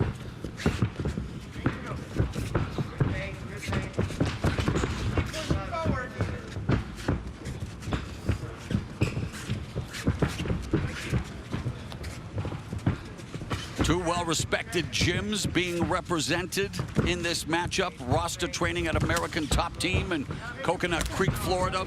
Johnson affiliated with AKA out of San Jose, American Kickboxing Academy. 3 minutes remaining here in the first round, and Johnson just missed with that counter right uppercut.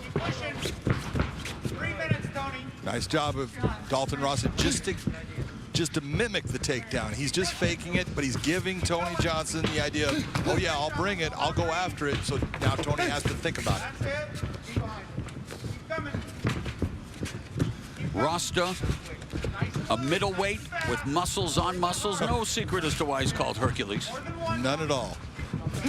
He is put together as well as I think he can. Yeah, shoulders of an ox, linebacker thighs, and now looking for the takedown on Johnson. Heavy hips, heavy hips. Rosta played football sophomore year at Youngstown State. Started wrestling when he was 7. This is going to say a lot. This takedown attempt means a lot to both guys, because if Rosta doesn't get it, he knows, oh, I'm in for it. As far as getting this guy to the ground is not going to be easy. And now it takes Tony Johnson and goes, oh, you tried and you failed, and I'm feeling good. Counter jab lands for Rosta.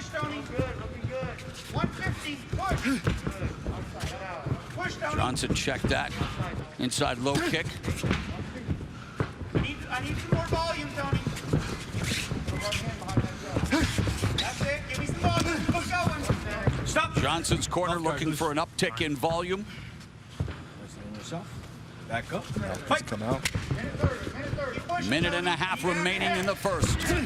Nice combination. The right hand got through the guard for Johnson. That was a good low leg kick by Rosta, but in return, Tony Johnson left, right. That right landed right on the button. And Rosta loads up on that one, too. Johnson's corner wants him to be first. A minute remaining in the first round. A lot of feinting by Johnson. There's that kick by Rosta. That kick is a smart thing for Rosta. Rosta should be throwing a lot of kicks up high. Johnson delivers one. Tony Johnson's not looking for any takedowns. Nice combination by Johnson, John. Beautiful. Keep pushing. I need you busy. Nice and busy. Rosta delivers that compact 1-2. 30 seconds left in the round. Rosta feinting with that rear leg and then delivers the kick. 15 remaining in the first 5 minutes of this middleweight attraction between Dalton Hercules Rosta and Tony Johnson. Head kick. I think the wick is about to be lit.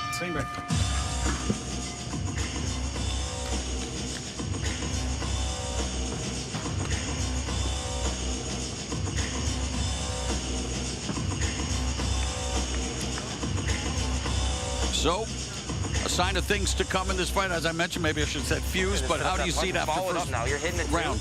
You know, after that first round, you take a look at what landed, and it's who landed the better shots. There were moments for both guys. Dalton Rosta.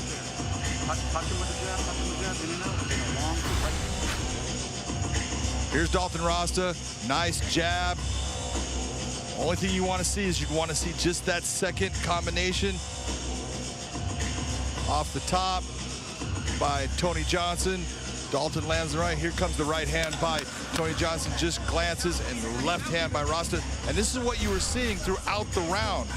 None of the shots were landing super clean. Some of them touched, glancing off. It's just going to be that moment when one of these guys lands, because they both have the power to put each other away.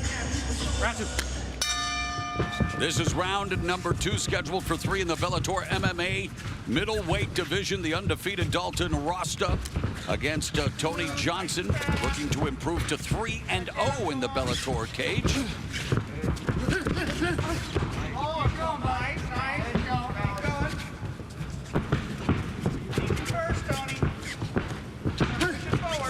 Body kick by Johnson. His coach continues to implore him to be first. Rosta loads up on the 1-2. Goes to the body with the jab. Nice low kick by Dalton Rosta. To the lead leg of Johnson, trying to slow down the feinting. Dalton Rosta's pointing, so that hurt you. I can see it. Nice right hand by Rosta.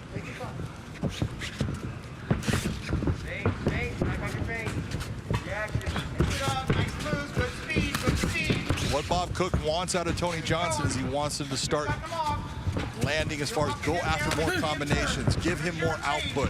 Don't just go after singles. Give me 2s and 3s. Crazy Bob Cook, a legendary coach at American Kickboxing Academy. As we mentioned even last week, so many MMA champions have come through the doors of AKA. Will Tony Johnson be one? He's 37 years of age, trying to make inroads here in Bellator MMA. And Over here. Rosta Start 5, please. absorbs a shot below the belt. Just a little bit off. There's a replay of it. Just Tony bring it up. It lands straight down the middle. Rosta will be able to shake that off. He needs to just take his time. It happens, man. It happens, all right? Just be careful. We'll Bring give you himself time, back continue. when he is ready. You sure? Okay, stay right there for me. Ready, time? All right, guys, let's go. Action resumes here in round 2. Johnson continues to utilize that lateral movement, and Rosta following him. Johnson attempts the kick underneath the right arm of Rosta. But if you notice, when Rosta is coming forward, he's doing better. He's always, every time he steps forward, and you see Tony Johnson using lateral movement, Rosta is able to bring his feet over and he catches Tony. When he's going backwards, he's just not, he doesn't bring the offense in the same manner. Rosta secures the takedown with Johnson scoring to the fence. Johnson trying to wall walk, but he is being restricted here by Rosta, controlling the legs. Hard to wall walk when your legs are being held in the air.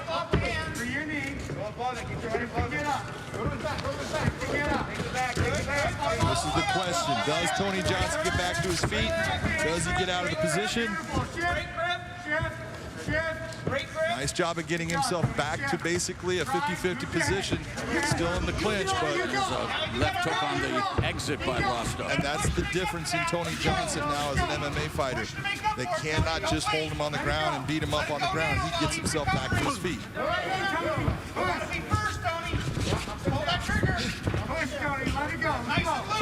Tony Johnson unable to pull the trigger here in round 2. You're seeing much to the chagrin of Bob Cook. Beautifully placed left to the body by Rosta.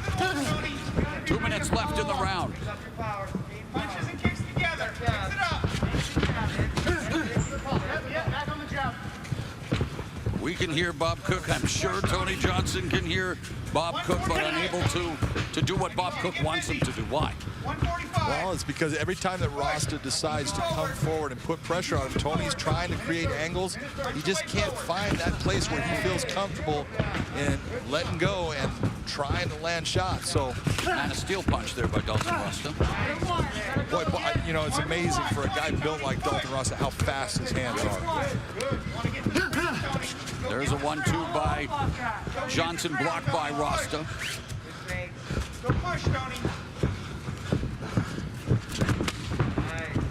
Body kick by Rosta.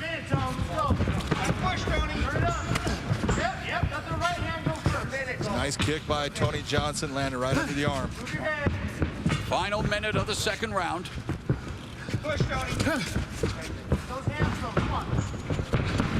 Push kick by Rosta. Meanwhile, Bob Cook wants Johnson to push the pace.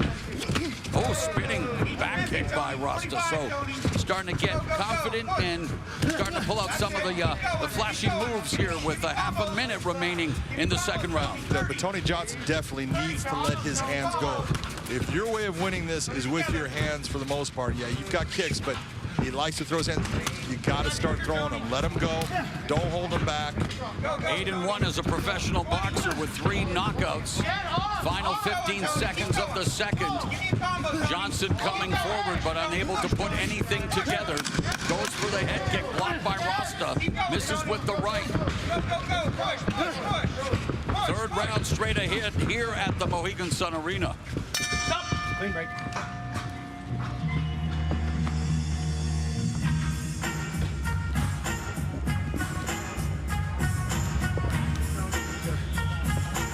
Might be 1-1, okay?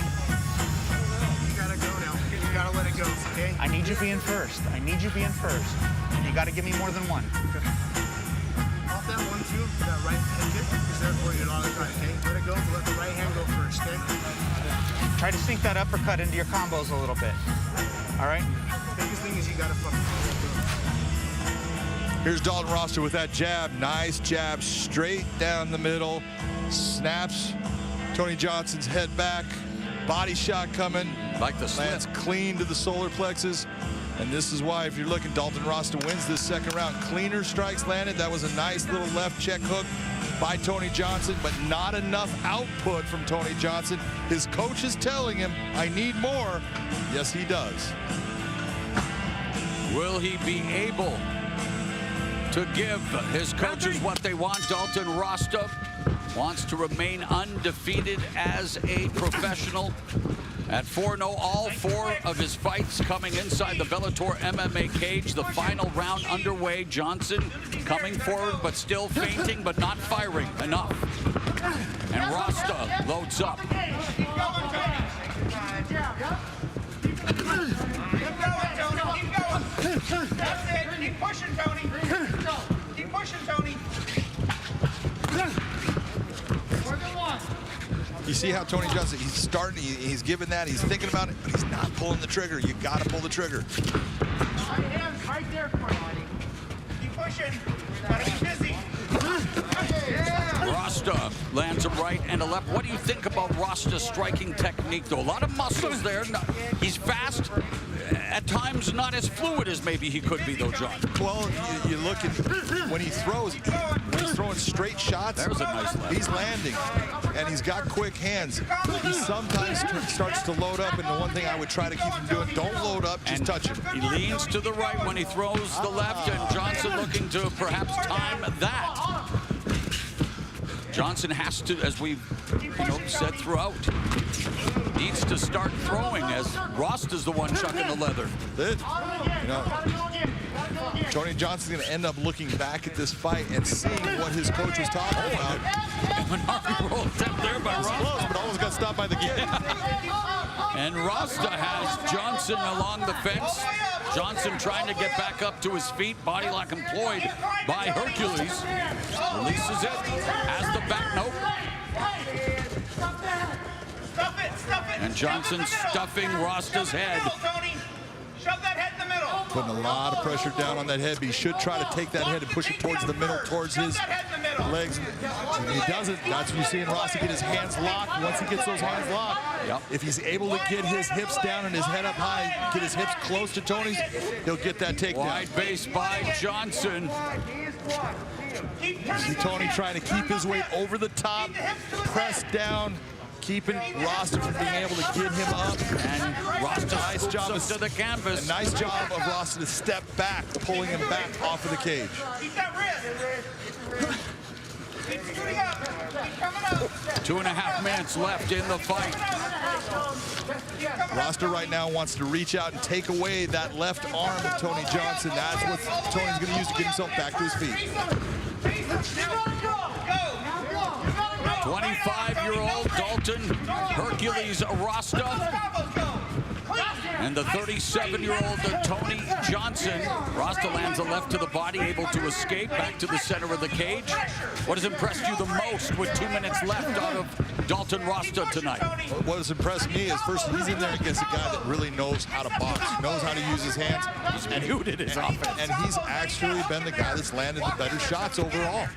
He's utilized his wrestling at times. He's mixed it up. That right kick underneath the arm has landed several times in this fight. And again, Rosta changing levels, taking Johnson to the canvas with 90 seconds left in the fight. He's got to get his head up higher. Right now, Tony Johnson needs to cover that head, keep that head down. That'll keep Dalton Rosta from being able to get the takedown. Dalton wants to get his head out and up. Or use his head as a third arm and drive Tony Johnson towards Tony Johnson's right side. Keep climbing up. There you go. All the way up. Throw on him. Use that to throw. Tony Johnson almost. Drop the hips up. Drop the hips. Drop the hips. A lot of heavy hip attempts by Tony Johnson. He's got nothing to really hit. He should go to the body. Final 45 seconds of the fight. Rosta committed to the takedown. Johnson trying desperately to get back to his feet. Unable to do so. You see how he took that arm away, and as soon as he takes the arm away, look at how the back touches the canvas. Tony Johnson right back to his feet. Good job by Tony Johnson, man. He has absolutely just changed his ability to get up off of the canvas. But it's all the work and all the effort by Dalton Rosta that's going to end up winning this fight. You think, Big John McCarthy? I think. As we go the 15-minute distance of this middleweight contest of Bellator 256. Dalton Rosta, will he remain unbeaten against Tony Johnson, who, well, we heard ad nauseum from the corner, just unable to pull that trigger tonight. You're absolutely right, and that's the difference. Sometimes you're looking for that one shot, Morrow, and it's not the one shot. It's the multitude, and eventually that one will come. But you got to throw all those others for that one to find its mark. Here's our fight stats. Looking at that, 41 strikes landed to 33. Not bad. 22 punches landed to 24. The 4 takedowns. There's your big difference. That's what Dalton Rosta utilized, is a complete MMA game. He utilized the takedowns, his outstanding boxing, and I think that's what is going to end up giving him the win.